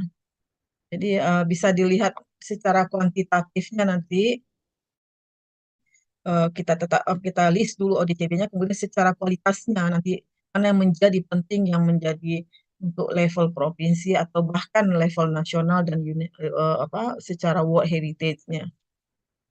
Nah, ini ahlinya yang tadi sudah disampaikan oleh Pak Kadis, saya nggak ngulang lagi kesediaan ahli cagar budaya. Nah, sebenarnya apa sih tugasnya gitu loh, ahli cagar budaya itu? Ini menjadi penting bagi kami sebenarnya di dalam tim sudah 3 tahun, mau 4 tahun ya Pak Primas kita ya. Perlu sosialisasi ke masyarakat banyak, termasuk Alhamdulillah ini Mandi Minang Mancanegara adalah masyarakat yang pertama bagi kami secara formal untuk melakukan sosialisasi kepada stakeholder. Selama ini kami berobsesi untuk selalu bersosialisasi dengan kondisi dana yang sangat terbatas. Jadi mencoba step by step apapun ruang yang kami lakukan untuk mensosialisasikan ke masyarakat. Supaya masyarakat tahu bahwa di Sumatera Barat itu ada cagar budaya. Mana aja gitu. Jadi kalau masyarakat tahu ada cagar budaya di Sumatera Barat, ini akan punya fungsi untuk mengontrol. Karena dalam undang-undang cagar budaya, masyarakat stakeholder juga bagian di dalam pengontrolan pengawasan cagar budaya. Nah, itu yang menjadi penting. Ini sudah ada disampaikan. Saya pikir enggak apa. Nah, ini yang disebut dengan TACB itu adalah sekelompok. Jadi kami tim gitu loh, tidak individu sifatnya. Jadi tim sifat jumlahnya harus gasal, harus ganjil, nggak boleh genap. Jadi ada 5, ada 7, ada 9 ya. Jadi itu aturannya. Jadi sekelompok orang ahli pelestari harus multidisiplin. Kami punya sertifikat kompetensi di situ yang diberikan melalui sertifikasi. Nah, tugas kami itu apa? Merekomendasikan penetapan. Kita tetapkan ini layak nggak di level. Kalau dia level kabupaten kota, yang menetapkan TACB kabupaten kota. Tapi kalau provinsi, apa yang diajukan oleh TACB kabupaten kota ke provinsi, nah provinsi akan melakukan pengkajian dan penetapan. Kemudian diperingkatkan. Bahkan tugasnya juga menghapuskan cagar budaya. Jadi cagar budaya juga bisa dihapuskan. Ada beberapa syarat cagar budaya itu boleh dihapus ketika dia sudah hilang ya. Nah, sama nih kejadian yang di Jalan Ahyani itu ya di depan rumah Dinas Wali Kota Padang itu. Itu udah habis semua kan. Nah, terregistrasi nggak posisinya ya di apa? Nah, apakah bisa dibangun lagi replika statusnya tetap cagar budaya. Kalau udah dibangun replika apapun namanya, dia nggak bisa cagar budaya lagi karena nggak ada lagi umurnya kan nggak 50 tahun lebih jadinya. Baru dong gitu loh. Nah itu juga menjadi apa ya menarik wacana itu sebenarnya untuk jadi pembelajaran bagi kita supaya orang lihat loh itu cagar budaya ternyata gitu. Selama ini kita nggak tahu, bahkan pemerintah juga beberapa yang nggak tahu ketika melakukan pembangunan kota, bangun hotel, bangun apa, terus dihancurkan beberapa tinggalan-tinggalan dalam apa beberapa di daerah kota. Nah, kita di SK-kan kalau di level kabupaten kota ya SK-kannya adalah bupati dan wali kota. Kalau di provinsi gubernur. Kalau TACB nasional ya menteri yang di SK-kan oleh menteri. Nah, ini jumlahnya harus gasal. Ini alurnya, cara kami, cara TACB bekerja, ya. Nah, ini harus ada kerjasama di sini. Makanya menjadi kunci penting seorang TACB itu, kami bisa bekerja kalau ada tim pendaftar yang mendaftarkan. Kalau nggak ada tim pendaftar memasukkan dokumen, kami nggak akan sidang. Jadi menjadi kunci di sini adalah tim pendaftar ini yang harus disiapkan, kompetensi tim pendaftar di sini. Nah, itu yang penting sekali bagi apa tim ahli. Nah, kami baru bisa melakukan sidang ketika dokumen-dokumen itu sudah masuk ke TACB. Nah, ini alurnya sebenarnya. Jadi ada penetapannya, kemudian tim ahli juga bisa menghapuskan, memperingkatkan apakah dia masuk, terus setelah ditetapkan, diperingkatkan, dikeluarkan SK oleh gubernur, ya penetapan itu. Nah, apakah nanti dimasukkan ke register nasional. Nah, yang menjadi pertanyaan selalu pada masyarakat adalah kalau ditetapkan jadi cagar budaya, apakah diambil oleh pemerintah? Itu selalu pertanyaan, kekhawatiran masyarakat. Misalnya, Mandeben punya rumah lama di Painan, ya. Nah, kalau dimasukkan cagar budaya, dijadikan cagar budaya, nanti diambil dong oleh pemerintah. Nah, jadi itu yang salah selama ini. Masyarakat menganggap kalau dia didaftarkan jadi cagar budaya seakan-akan itu akan diambil alih oleh pemerintah. Padahal enggak gitu. Tetap kepemilikannya tetap bagi masyarakat yang punya pemilik. Ini pemberlakuan bangunan itu yang akan hati-hati akan dijaga, akan dilestarikan. Jadi nggak sembarangan nanti dia memukar dan sebagainya. Menjaga orisinalitas dari bangunan atau cagar itu. Jadi waktu kemarin itu yang di Jalan Jenderal Sudirman itu apa Bank Mandiri ya, itu juga akan melakukan renovasi penambahan bangunan. Nah, sebelum melakukan perubahan bangunan itu juga harus konsultasi dengan tenaga ahli cagar budaya atau dengan BPK. Ini tadi udah disampaikan oleh apa, Pak Adis. Nah, ini beberapa yang masih ada sebenarnya. Pasar Ate, Pakan Orang Agam, Pakan Kurai, tradisi-tradisi dan bangunan-bangunan ini sudah mulai berubah. Dan ini kita bisa lihat ya perkembangan kota ya, beriring dengan perkembangan kota. Posisi-posisi cagar budaya itu mulai mulai habis bangunan itu. Jadi tata kota itu, tata ruang kota itu makanya Dinas Kebudayaan nggak bisa berdiri sendiri, dia harus kerjasama dengan Dinas Tata Ruang. Jadi tadi disampaikan oleh Pak Kadis bahwa mesti bekerja sama dengan berbagai pihak di sini. Jadi ketika bangunan-bangunan perubahan tata kota, ketika akan dibangun mall, akan dibangun apa, jadi mempengaruhi bangunan-bangunan tua di situ. Nah, itu yang menjadi agak warning kita ya kepada siapapun sebenarnya pemilik bangunan kan lebih orientasi dia nggak berpikir bahwa bangunan ini akan dijaga apa menganggap bangunan yang modern itu lebih menghasilkan sesuatu padahal dengan keunikan dengan bangunan kita lihat kafe-kafe sekarang di daerah pecinan apa di daerah Muara itu kan bangunan-bangunan banyak bangunan tua sebenarnya. Nah, ini belakang pasar kita lihat nih foto-foto lama ini cukup ya. Mungkin Bapak Ibu, saya pikir cukup untuk pemancing ya untuk kita sebenarnya supaya masyarakat Sumatera Barat mulai tahu. Tadi kan udah diadakan listnya, disampaikan oleh Pak Kadis, bagaimana perhatian itu tidak hanya tertopang ke TACB atau dengan dinas, tapi masyarakat yang pemilik bangunan, stakeholder semua itu punya ada di dalam undang-undang. Dia berhak untuk mengklaim, berhak untuk apa, menjadi pengawas di situ gitu. Jadi cukup kuat sebenarnya posisi stakeholder di dalam undang-undang terhadap pelestarian cagar budaya dan perlindungan. Saya pikir cukup penjelasan saya. Silahkan nanti kalau ada yang mau bertanya. Mohon maaf. Assalamualaikum warahmatullahi wabarakatuh. Waalaikumsalam warahmatullahi wabarakatuh. Terima kasih Ibu Dr. Sri. Saya mandeh-mandeh dan bapak-bapak semuanya bahwa Zoom kita ini juga didengar diikuti oleh pendengar radio RGM. Jadi sekarang sudah ada sekitar 300-an pendengar kita di radio RGM yang mengikuti Zoom malam ini. Baik, Bapak dan Ibu mandeh-mandeh, kita masuk ke sesi diskusi. Itu saya lihat sudah ada yang raise hand. Kita mulai dulu dari Mandeh Neti. Silakan Mandeh Neti. Ya, terima kasih Ir. Maaf saya off cam ya. Terima kasih kepada Bapak Kadis dan Ibu Sri yang telah memaparkan tentang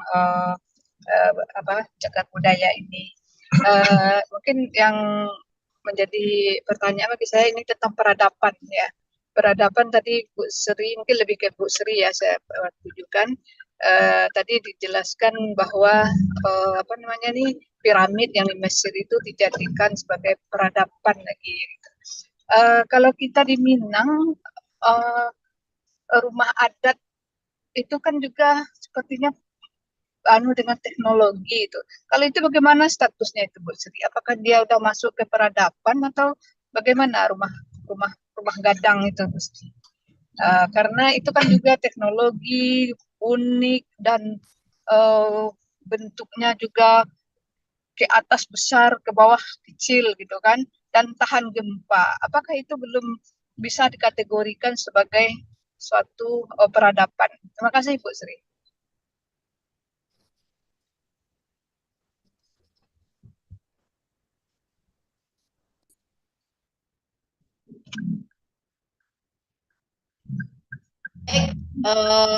Apakah kita kumpulkan dulu pertanyaannya, Mandesri, atau langsung dijawab? Bapak Kadis, silakan. Langsung dijawab, Pak.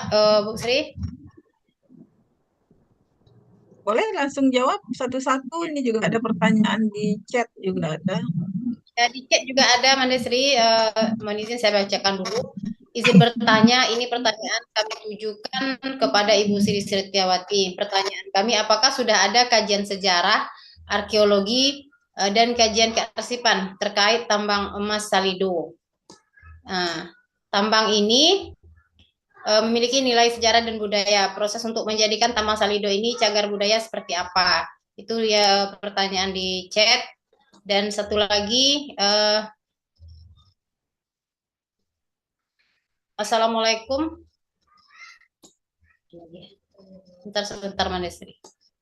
Dua itu aja dulu Mandesri. Silakan Mandesri dan Pak Kadis menanggapi pertanyaan dari dua penanya. Yang satu tadi langsung di Zoom dan yang satu lagi di room chat. Silakan Pak Kadis dan Mandesri, siapa yang akan menjawab duluan?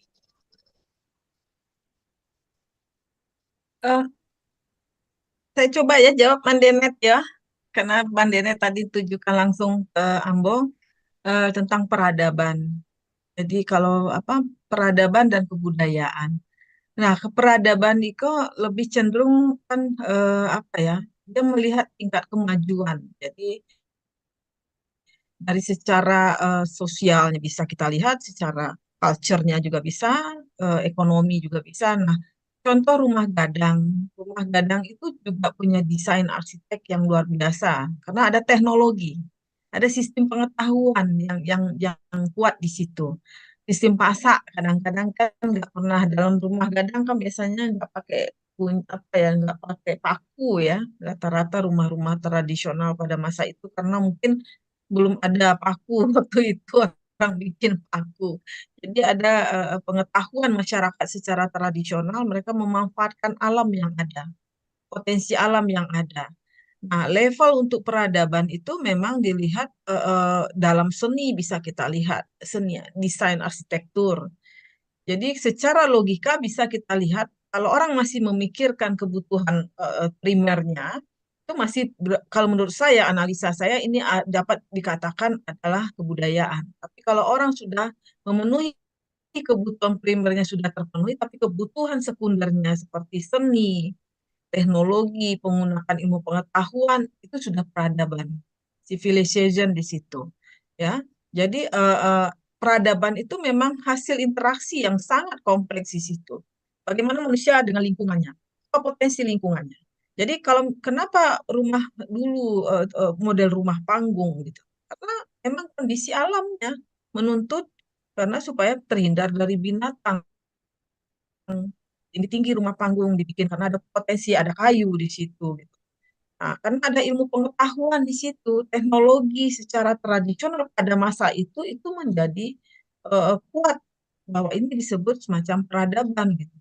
Nah, saya melihat bahwa teknologi di dalam pembuatan rumah gadang misalnya, kan banyak ya rumah gadang gitu. Tapi rumah gadang yang mana yang bisa dijadikan cagar budaya, ya?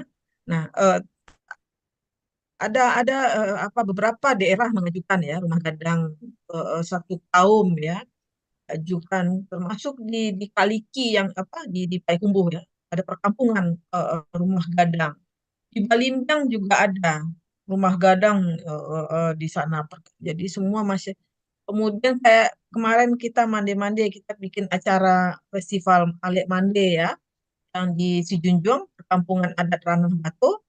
Nah, itu dijadikan cagar budaya juga gitu. Karena ada nilai tradisi yang masih jalan di situ. Jadi secara teknologi, secara cagar budaya, kebendaannya bagus, tapi ada nilai yang lekat di dalam dalam benda itu gitu. Jadi masyarakat masih kuat dengan apa dengan aturan peranata tradisi mereka gitu loh. Kayak Betobo ya mereka masih menjaga mereka punya apa punya nilai punya aturan yang tetap menjaga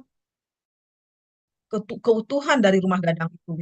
Jadi Mandenet, saya merasa, saya menurut saya apa rumah gadang itu tidak hanya dilihat kenapa disebut peradaban karena rumah gadang itu adalah domainnya matrilineal. Karena di dalam rumah gadang itu adalah struktur nilai sosial yang lekat banyak peran di dalam rumah gadang itu. Nah, itu yang menjadi kuat di situ saya menentukan di situ ada peradaban gitu. Jadi tidak physically rumahnya, tapi nilainya yang menjadi lekat di dalam ruang, di dalam domain rumah gadang. Itu kira-kira Mandenet. Kalau menurut saya, mungkin Pak Kadis bisa menambahkan juga.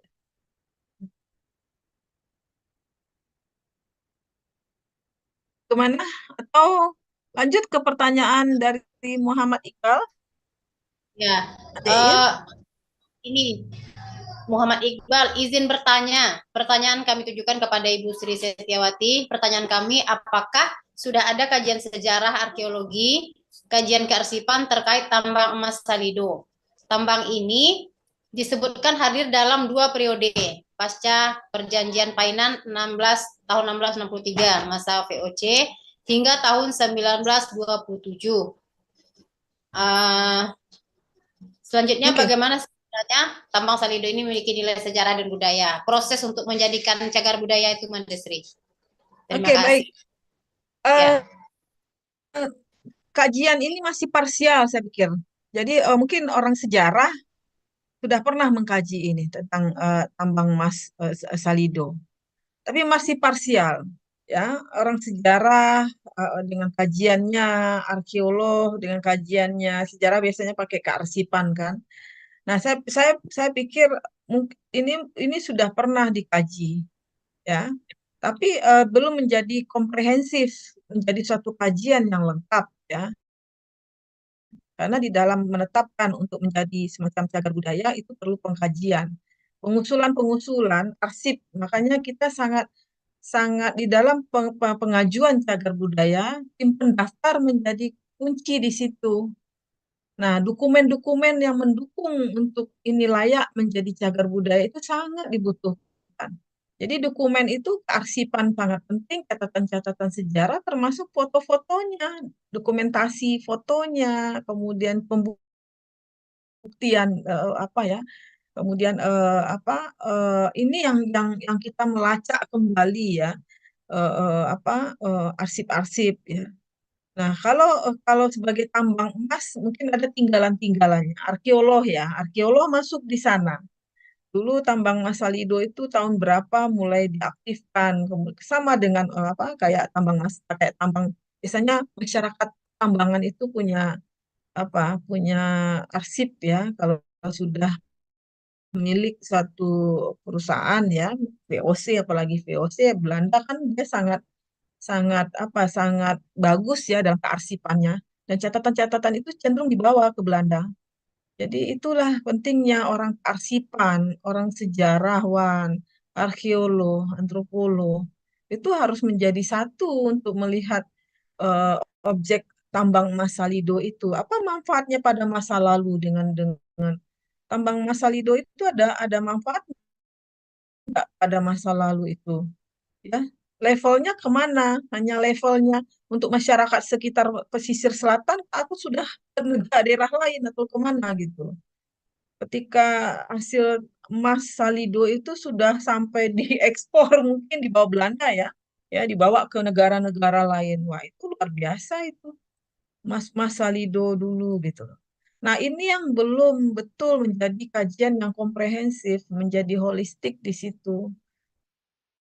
Kita masih parsial per disiplin ilmu aja yang ada. Nah, jadi nilai sejarah budaya bisa kita lihat bagaimana perkembangan. Nah, mungkin bisa bantu teman-teman yang lain ya, bagaimana menjadi kajian menarik ini layak mungkin bagi masyarakat menganggap. Yang tahu betul tuh masyarakat yang ada di situ, yang masih hidup tutur tradisi tuturnya bahwa dulu neneknya pernah ini dan sebagainya. Mengumpulkan data-data itu yang sangat penting. Nah, saran kalau menurut saya, bagaimana sekira tambang ini mempunyai nilai. Kita akan tahu nilai sejarah dan budayanya kalau sudah ada data, dokumen di situ. Informasi itu yang dibutuhkan. Kadang-kadang kita melacak dokumen harus ke Belanda lagi gitu loh. Semua kearsipan kita dipegang si Belanda. Makanya saya pikir ini kunci selalu kita pegang Minangkabau. Sekarang referensi kita Pak Suryadi karena dia ada di Leiden, ya, karena dekat dengan pusat sumber data arsipan Belanda Indonesia ada di semua di situ. Jadi itu yang menjadi penting. Kalau ada data-data dokumen yang lengkap, siapa bisa jadi gitu loh. Kita akan kaji bersama-sama lagi di dalam tim. Jadi banyak sebenarnya potensi-potensi yang layak kita jadikan cagar budaya. Nah, cuma kesulitan kita yaitu, kesulitan kita adalah dokumen pendukungnya yang tidak lengkap. Mungkin gitu aja, Mandeir. Eh, Muhammad Iqbal, Pak Muhammad Iqbal. Ya. Baik, Andesri, terima kasih. Ibu, Mudah-mudahan terima kasih Ibu Sri Setiawati. ya, mudah-mudahan dapat dimengerti. Dan selanjutnya ada penanya juga yang sudah raise hand. Yang pertama awal, atas nama awal, dan yang kedua Mandeh Tati Aprilia, dan setelah itu saya bacakan nanti satu pertanyaan di chat. Silakan dulu kepada awal untuk bertanya, silakan. Baik, Assalamualaikum warahmatullahi wabarakatuh. Terima kasih, Mandeir. Salam kenal juga. Pak Kadis, Pak Jeff, salam kenal. Ibu Sri, apakah suara saya terdengar jelas, Bapak Ibu? Jelas. Jelas ya. Baik Bapak Ibu, mungkin guru-guru saya, izinkan saya memperkenalkan diri. Nama saya Awal, saya backgroundnya arkeologi, saya arkeolog. Alhamdulillah saat ini saya di uh, Inspektorat Jenderal Kemendikbud. Jadi dari uh, dalam perjalanan tadi saya simak Pak Jeb Pak Kadis sudah cerita, Bu Sri juga sudah cerita. Kebetulan kita belum pernah bertemu ya secara langsung. Terakhir saya dengan senior-senior di Dinas Kebudayaan itu zaman masih ibu kalau nggak salah waktu itu ya. Eh, Malaranti ya. Ya betul Pak, betul Pak Kadis. Eh, saya dapat info Zoom ini dari beberapa teman juga arkeolog yang sebenarnya panggilan untuk berjejaring Pak Kadis, Bu Sri. Saya walaupun di Inspektorat Jenderal begitu ya, tapi alhamdulillah beberapa program yang tadi Bapak Kadis sampaikan, kebetulan saya yang awal sebenarnya begitu ya. Cuman saya tidak bertanya, hanya mengingatkan saja. Barangkali Pak Kadis, Bu Sri, saya kelahiran 93, mungkin levelnya anak untuk Pak Kadis dan anak juga untuk Bu Sri dan senior-senior yang lain begitu ya. Eh, Ngomong-ngomong soal banyak hal yang bisa kita olah dan kita kembangkan itu betul, dan kenapa kemudian harus berjejaring, saya melihat untuk kampung gitu ya Pak ya, untuk kampung dalam prinsip saya tim pananti yang alun-ado Pak. Jadi kalau kawan saya tadi bertanya soal Salido, kemudian eh, tambang batu bara Ombilin, kemudian kawasan rumah adat dan seterusnya, mandeh-mandeh kami yang sekarang di Florida, di Belanda, yang menjadi keresahan dalam kacamata saya itu adalah jejaringnya begitu. Jadi saya takdir baiknya adalah saya bertemu malam ini dengan Bapak Ibu dari Dinas Kebudayaan. Mungkin nanti kalau sewaktu saya ingin bersilaturahmi ke Dinas Kebudayaan, mungkin saya nanti akan berkabar juga gitu ya. Jadi saya mengharapkan itu Pak Kadis dan Bu Sri, Zoom seperti ini diperbanyak supaya jejaring muda, jejaring budayanya ada begitu. Saya kira seperti itu. Mohon maaf sekali lagi saya tidak bertanya, hanya menggugah saja begitu. Karena selama ini yang menjadi keresahan bagi saya adalah tim pananti. Orang yang kemudian bisa kita ajak untuk berkolaborasi, betul yang dikatakan oleh Bu Sri. Arkeolog tidak bisa berdiri sendiri, antropolog tidak bisa berdiri sendiri, butuh sejarawan, butuh maestro, guru-guru lamo yang paham dan mengerti soal kebendaan itu. Saya kira seperti itu. Terima kasih. Sekali lagi, saya sangat mengapresiasi, saya sangat berbesar hati bisa ikut dalam Zoom ini. Mande-mande, terima kasih. Semoga selalu sehat di manapun berada. Mande-mande Ambo ternyata luar biasa. Semoga lancar beraktivitas dan selalu dalam perlindungan Allah Subhanahu wa taala. Terima kasih. Terima kasih. Wassalamualaikum warahmatullahi wabarakatuh. Waalaikumsalam warahmatullahi wabarakatuh. Terima kasih Pak Awal. Nanti kita minta tanggapan dari Pak Kadis sama Mandesri. Namun sebelum itu kita silakan dulu ke Mandetati dari Belanda untuk bertanya atau memberikan tanggapan. Silakan Mandetati. Oke, terima kasih Mandeir. Assalamualaikum warahmatullahi wabarakatuh. Apakah suara saya terdengar? Waalaikumsalam. Oke, terima kasih atas webinar yang sangat bermanfaat ini, karena bagaimanapun juga kita harus menghargai budaya kita, yang apalagi yang kita tahu bahwa banyak yang harus digali lagi ya, supaya tidak hilang begitu saja. saya akan menceritakan sedikit tentang, saya suka melihat acara-acara misalnya di Discovery tentang penemuan-penemuan, terutama banyak yang ada di Mesir misalnya, itu secara besar-besaran. Apakah di Indonesia, saya kurang tahu makanya saya bertanya, itu dibantu oleh pemerintah untuk mm, mengadakan acara-acara seperti Pelindungan. itu, ya? Apakah seperti itu? Karena kalau kita lihat budaya-budaya lain seperti di Maya, seperti itu besar sekali ya proyeknya, karena di Discovery itu meliput yang luar biasa ya. Memang tenaga ahlinya kebanyakan dari luar negeri ya, tapi maksud saya tentu di Indonesia juga banyak yang menjadi tenaga ahli, tetapi apakah ini dibantu oleh pemerintah? Bagaimana kedudukan itu di Indonesia? Saya kurang tahu karena saya sudah terlalu lama saya tinggal di luar negeri, jadi saya ingin tahu dengan maksud agar hal seperti ini dibangunkan, jangan sampai hilang begitu, Mande. Kira-kira begitu yang saya ingin kemukakan. Silakan. Terima kasih Manda Tati. Selanjutnya, sebelum narasumber kita menjawab atau menanggapi, saya akan bacakan dulu pertanyaan dari room chat.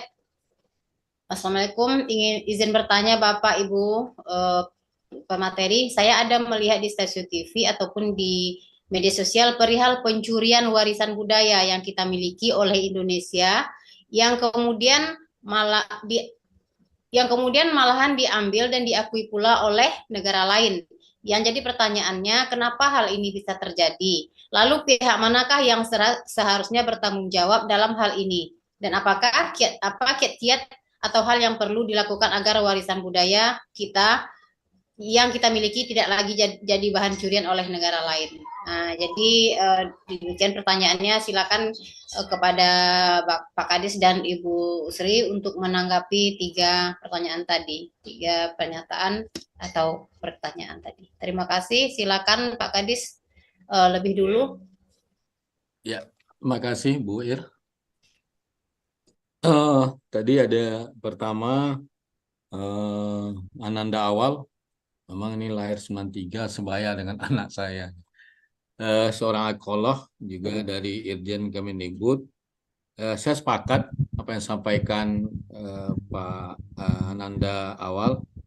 Memang kita sangat penting sekali jejaring ini. Terutama ini dalam rangka bagaimana silaturahmi kita antara ilmuwan, antara juga birokrat, dan juga terhadap sesama misalnya kalangan seni dan juga kalangan budayawan, termasuk semua lapisan masyarakat. Ini sangat penting kita hidupkan jejaring ini.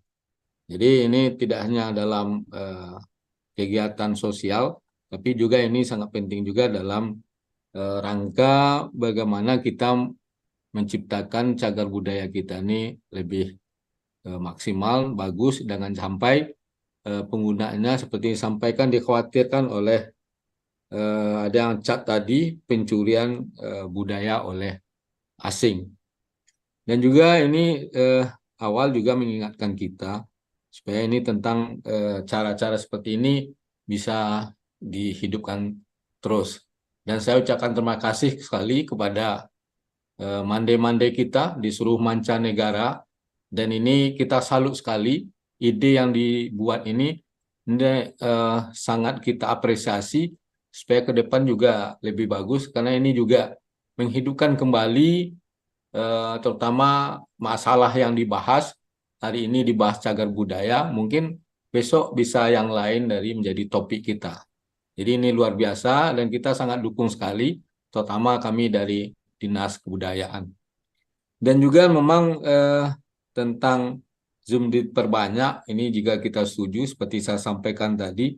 Ini sinergi yang lebih bagus, kolaborasi di antara kita, kolaborasi antara daripada pendidik, kolaborasi daripada narasumber, dan juga kolaborasi pemerintah dengan masyarakat dan stakeholder terkait.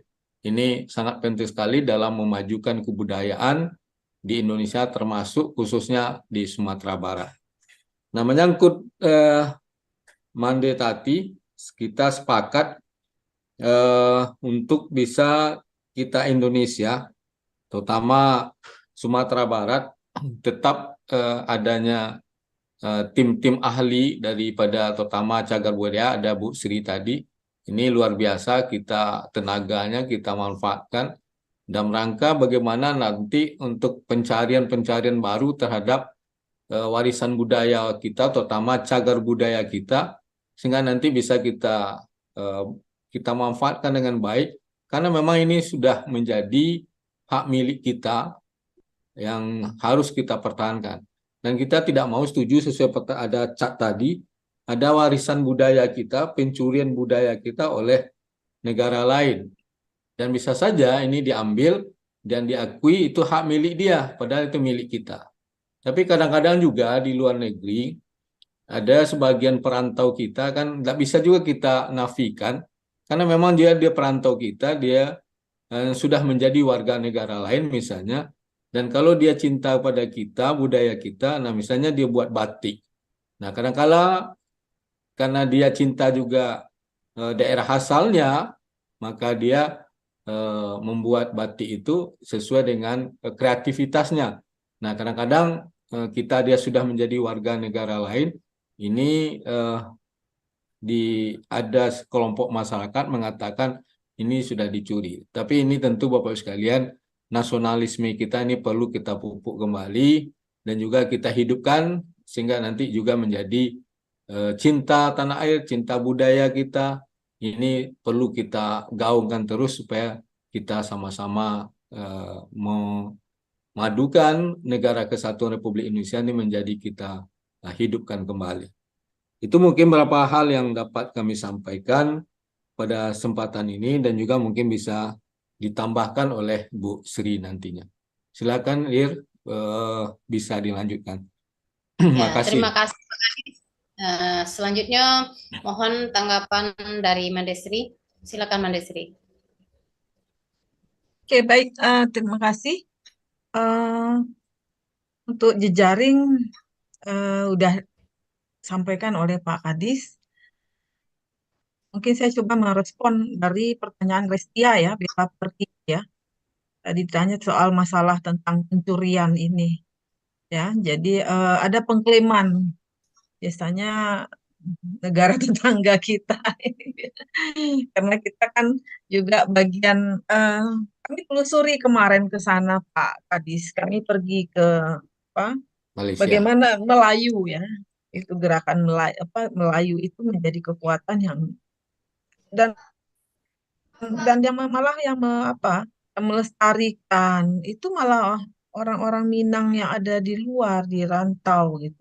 Itu saya sampaikan Bu Dia Sri. ingin mencari identitas.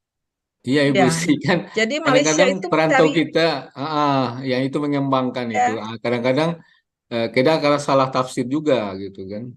Ya. Jadi ada semacam haki atau hak paten ya. Biasanya kan itu. Nah, setiap biasanya kalau pencurian-pencurian itu kalau di dalam undang-undang kita udah ada. Makanya siapa yang mengklaiman mereka menyatakan ini semacam haki, kekayaan seni tradisi tertentu, mereka punya legalitas itu. Tapi negara kita agak lambat untuk itu gitu loh. Jadi kalah cepat dengan tetangga kita. Sementara beberapa bagian yang melestarikan, membawa. Saya pikir budaya itu kan selalu difusi, dia akan menyebar kemana-mana, dikembangkan. Yang mengembangkan budaya itu adalah orang-orang Minang yang merantau ke Malaysia, ya. Dan di situ berkembang. Mereka mengkombinasikan kembali istilahnya konfigurasi budaya itu terjadi dengan lingkungan yang ada di situ lagi. Jadi akarnya diambil di Minangkabau.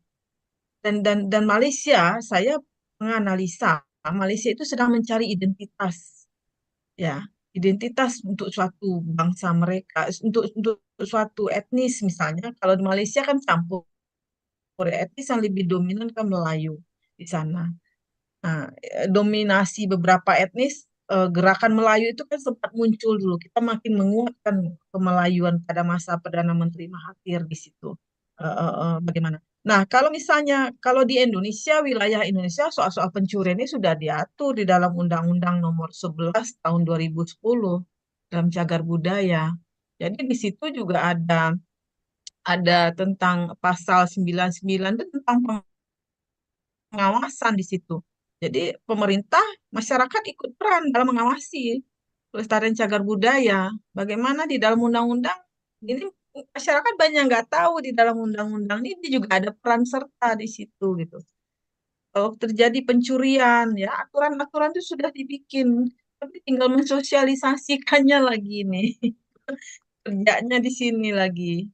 Pemahaman masyarakat.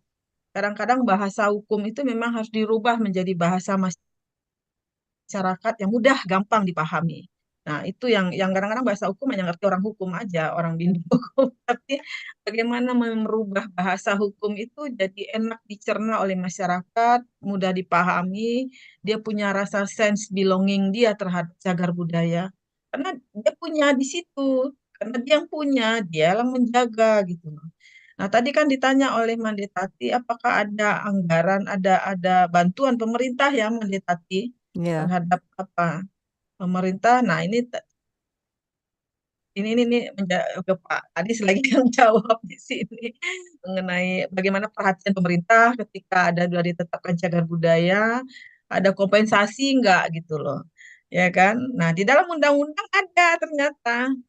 Jadi kompensasinya misalnya itu ingat saya yang seperti rumah Bagindo Ajiskan, Wali Kota Padang. Itu kan sudah dibeli oleh Pemko. Kalau sudah dibeli ya gampang untuk mengawasinya. Tapi kalau masih milik masyarakat, apa bantuan yang diberikan setelah ditetapkan? Oke, diberi keringanan pajak misalnya. Itu kompensasi, salah satu bentuk kompensasi. Jadi juga ada kompensasi-kompensasi yang diterima oleh masyarakat dalam pemugaran misalnya. Nah, kalau pemugaran nanti mesti minta pendapat dulu dengan BPK, dengan TACB. Kemudian kalau misalnya ada banyak kok, saya pikir kementerian apa dinas Prof atau apa sudah memberi beberapa bantuan kan untuk orang-orang yang punya cagar budaya. Nah, di situ perlu juga disosialisasikan bagaimana. Kalau masyarakat dia merasa ada untuk apa ditetapkan cagar budaya, tapi nggak ada sama sekali perhatian pemerintah gitu loh. Sama aja. Nah, itu yang sering muncul bagi masyarakat. Jadi seperti makin ditetapkan cagar budaya, makin dia terbatas untuk melakukan pengembangan bangunannya, katanya seperti itu. Nah, pengetahuan masyarakat ini yang masih kita kerja bersama, ini kerja semua pihak ini Pak Kadis.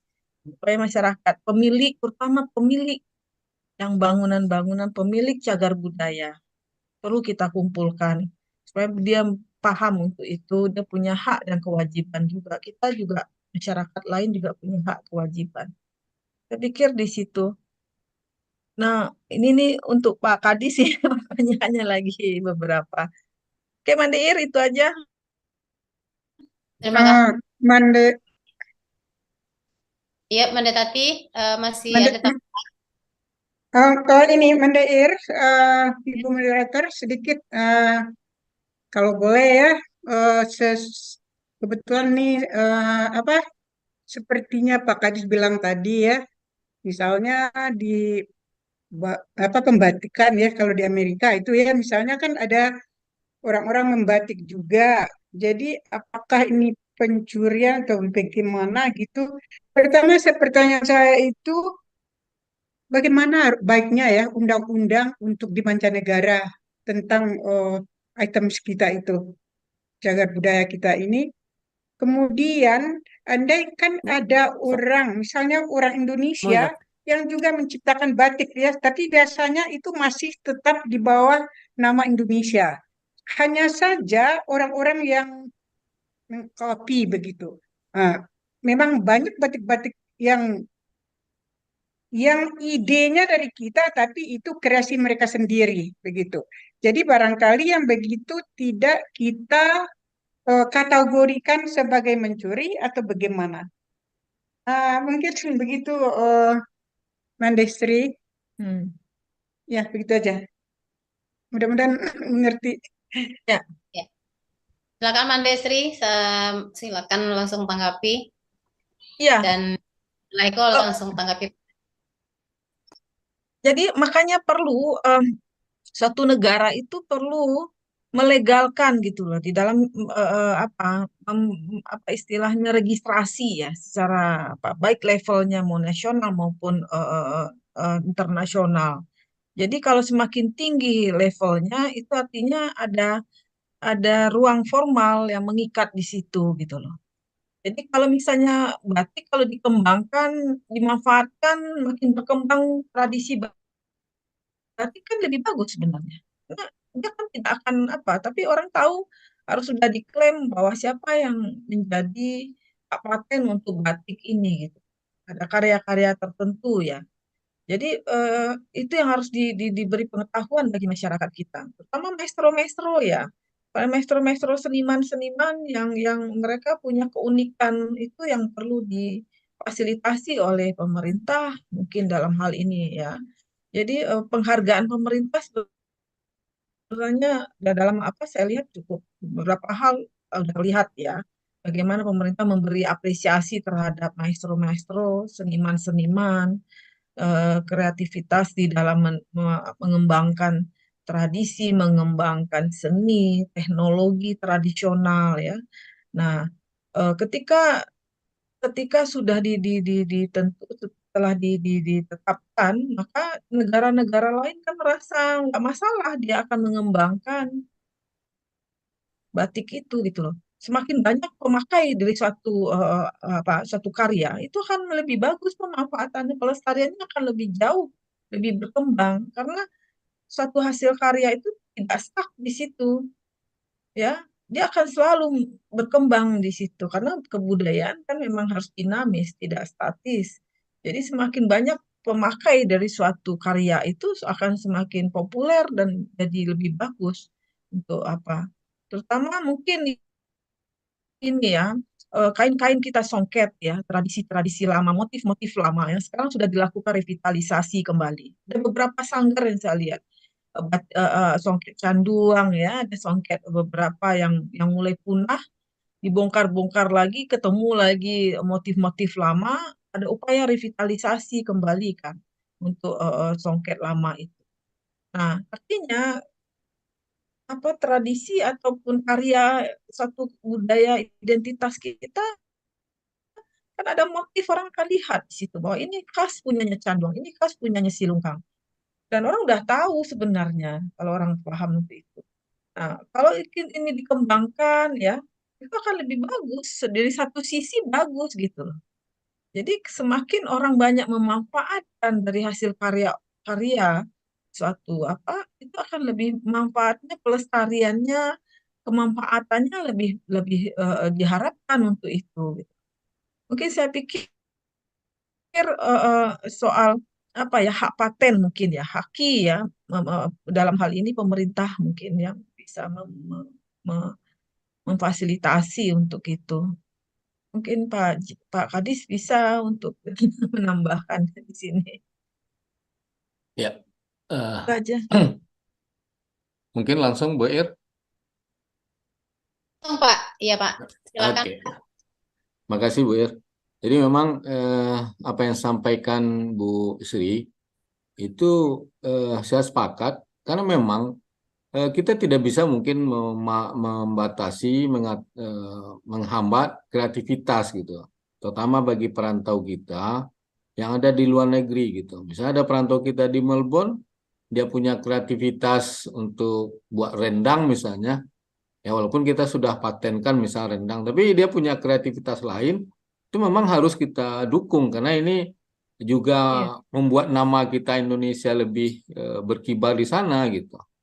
Jadi artinya secara haki seperti kata Bu Sri itu memang kita sudah punya patenkan, tapi ada kreasi-kreasi baru yang artinya dia mendukung Indonesia gitu, mendukung negara kita. Kenapa tidak kita berikan apresiasi yang bagus? Karena ini salah satu menunjukkan kemajuan daripada kita dan juga didukung oleh masyarakat kita yang ada di luar negeri. Dan juga saya sepakat, memang Malaysia seperti Bu Sri katakan sedang mencari identitas. Karena kita dengan lebih dari 1.000 etnis saja, Bapak Ibu sekalian, dengan 17.000 pulau itu kita bisa bersatu. Malaysia sekarang ya juga saya sekolah di sana dengan cuma 3 etnis sampai sekarang belum bisa bersatu. Karena memang tidak ada bahasa persatuan yang menyatu dia. Dan dia bahasa persatuannya bahasa Inggris. Dan masing-masing etnis dia sangat mengagungkan bahasa mereka sendiri. Contoh misalnya saya kuliah di UKM, itu orang Melayu teman sama Melayu. Dia mengagungkan bahasa Melayu saja. Yang Cina, dia bergabung dengan teman-teman Cina dan dia punya universitas yang Cina juga, termasuk itu India. Jadi kita luar biasa, negara kita ini. Nah, tentu ini menjadi dukungan kita semua, dan kreativitas demikian perlu juga kita dukung. Walaupun nanti secara identity yang masing-masing karya kita itu mungkin sudah kita daftarkan sebagai haki. Nah, tentu ini juga bagi masyarakat kita di luar negeri harus kita dukung juga dengan kreativitasnya, tapi dia tetap menamakan atas nama Indonesia. Mungkin itu sebagai tambahan Bu Sri. Terima kasih Pak Kadis, Bapak Ibu, Mande-Mande semuanya. Tadi sudah di-share daftar hadir, mohon diisi. Dan setelah ini kita akan menerima satu pertanyaan lagi dari Bunda Mandesoni Destriana. Setelah itu insya Allah akan kita tutup karena sudah lebih dari pukul 22 waktu Indonesia. Baik, Bapak dan Ibu, Mande-Mande semuanya, kami akan kembali untuk mengisi daftar hadirnya, dan kepada Mandesoni disilakan untuk memberikan, karena sudah raise hand, kami silakan memberikan pertanyaan atau tanggapan. Silakan Mandesoni. Baik, terima kasih Mandeir. Pertanyaan saya, tadi saya melihat dari data-data yang Bapak sampaikan bahwa ternyata ada kekurangan untuk tenaga ahli cagar budaya. Kalau dari yang dibutuhkan dengan yang tersedia. Nah, bagaimana atau antisipasi yang kita bisa lakukan, Pak? Ini mungkin kita-kita yang peminat dan sangat senang dengan cagar budaya, apakah bisa untuk menjadi mungkin volunteer begitu ya Pak, untuk kegiatan seperti itu. Nah, bagaimana sih Pak kira-kira mungkin Mandestri juga bisa bantu apa yang bisa kita lakukan untuk beberapa yang mungkin sangat tertarik dengan cagar budaya tapi mungkin tidak punya akses untuk kemudian bisa menjadi tenaga ahli di sana. Terima kasih. Langsung Bu Ir ya. Ya. Silakan Pak, langsung ditanggapi Pak. Terima kasih Bu Mandesoni Destriana. Ini sangat bagus sekali, punya komitmen yang bagus untuk memajukan budaya, terutama cagar budaya. Nanti bisa lebih konsultasi lebih jauh dengan Bu Sri, karena Bu Sri ini anggota tim ahli kita. Dan memang kita sangat butuh itu Ibu Soni, karena memang kita masih terbatas gitu. Yang untuk banyak sekali cagar budaya yang masih belum kita data, kita inventarisir, dan ini sangat memintakan tenaga-tenaga yang kapabel untuk kita rekrut sebagai tim ahli. Karena memang kita terbatas, kita punya arsitek baru satu, kemudian Bu Sri antropologi, kemudian kita juga belum punya yang lain. Arkeolog belum ya Bu Sri ya? Ada ya? ada. Sudah ya? Pak Fauzan dari Pak BPK. Fauzan. Nah, mungkin saya kan baru masuk nih di Dinas Kebudayaan. Nah, belum mengetahui betul mana-mana yang penting sumber dayanya yang perlu kita tambah gitu. Nanti Bu Soni, Mandesoni bisa konsultasi lebih lanjut apa saja mungkin yang dibutuhkan di tenaga di tim ahli CB kita ya Bu Sri ya. Karena memang kita masih butuh gitu untuk bisa ke depannya. Mungkin itu untuk sementara Bu Soni. Ya, terima kasih banyak Pak. Eh, terima kasih Pak Kadis. Zoom meeting kita malam ini sebentar lagi akan ditutup dan catatan penting malam ini untuk Mandesoni, ternyata jawaban dari Pak Kadis tadi sudah membuktikan bahwa gayung lai basambui kan gitu. Dan untuk Pak Awal tentang terkoneksi, insya Allah tadi saya lihat di chat sudah terkoneksi sepertinya dengan jawaban dari Pak Aprimas dari Dinas Kebudayaan Provinsi Sumatera Barat, dan silakan dilanjutkan untuk hubungan pembahasan-pembahasan selanjutnya. Dan seperti yang dijanjikan oleh Pak Kadis tadi, insya Allah beliau akan bersedia kembali kita undang untuk Zoom meeting untuk membahas di agenda dengan objek yang lain. Mungkin malam ini kita bahas cagar budaya, mungkin di kesempatan lain mungkin tentang perlindungan budaya tak benda mungkin. Kalau mungkin seperti itu Pak. Dan kami mohon Pak untuk sering kami ganggu untuk pencerahan di Mandeh Minang Mancanegara. Akhir kata mungkin sebelum kita tutup, sekali lagi kami ucapkan terima kasih kepada dua narasumber yang luar biasa, Pak Dr. Jeffrinal Arifin SH MSI, Kepala Dinas Kebudayaan Provinsi Sumatera Barat, dan juga Ibu Dr. Sri Setiawati MA, Ketua Tim Ahli Cagar Budaya Provinsi Sumatera Barat. Mudah-mudahan pertemuan kali ini memberikan pencerahan dan kebaikan untuk perlindungan dan pelestarian budaya di Minangkabau, Sumatera Barat umumnya. Terima kasih atas kehadiran Bapak Ibu Mande-Mande semuanya yang tidak bisa saya sebutkan satu persatu. Ada Mande yang dari Florida, Amerika, Belanda, dan juga dari Indonesia, dan juga dari Dinas Kebudayaan Provinsi Sumatera Barat, dari mahasiswa, dan juga dari pemerhati budaya. Demikian Bapak dan Ibu Mande-Mande semuanya, saya pembawa acara mohon maaf atas segala kesalahan. Mbak ketua orang kalau lawa di Pulau Rimbang anak rusuh mati tadabiah, kok gawa minta ditimbang, kok sase ampunan labiah. Dan juga mohon maaf atas insiden-insiden yang tidak seharusnya ada, dan semoga untuk selanjutnya itu tidak terjadi lagi. Akhir kata, kalau kami bukan cadik pandai, bahasa rasa juga ilahi, kok sentiang tolonglah bilai. Salam jemaah penyudahi. Bilahi taufik wal hidayah. Wassalamualaikum warahmatullahi wabarakatuh. Waalaikumsalam Waalaikumsalam warahmatullahi wabarakatuh. Ya, makasih Bu Bu Sri. Iya Pak. Sama-sama Pak. Ya, kasih semua. Sudah ada yang bikin foto. Ini dan seluruh Mande-Mande dan Bapak Ibu sekalian, terima kasih banyak. Sama-sama Ya, Pak terima kasih Kadis. banyak Bapak-Bapak. Kami sangat menghargai penerimaan Bapak, penerimaan undangan kami kepada Pak Kadis yang baru. Kami mengucapkan congratulations, semoga dengan ini budaya kita tambah diperhatikan gitu. Ada sedikit walaupun udah ditutup tadi ya, atau nanti saja. Sepertinya kita ini ya, para hadirin semua itu sepertinya kita masih banyak yang perlu kita pelajari lagi. Kalau bisa kita mungkin mengadakan suatu kelas atau workshop begitu, mungkin dari Mandeh Minang Mancanegara.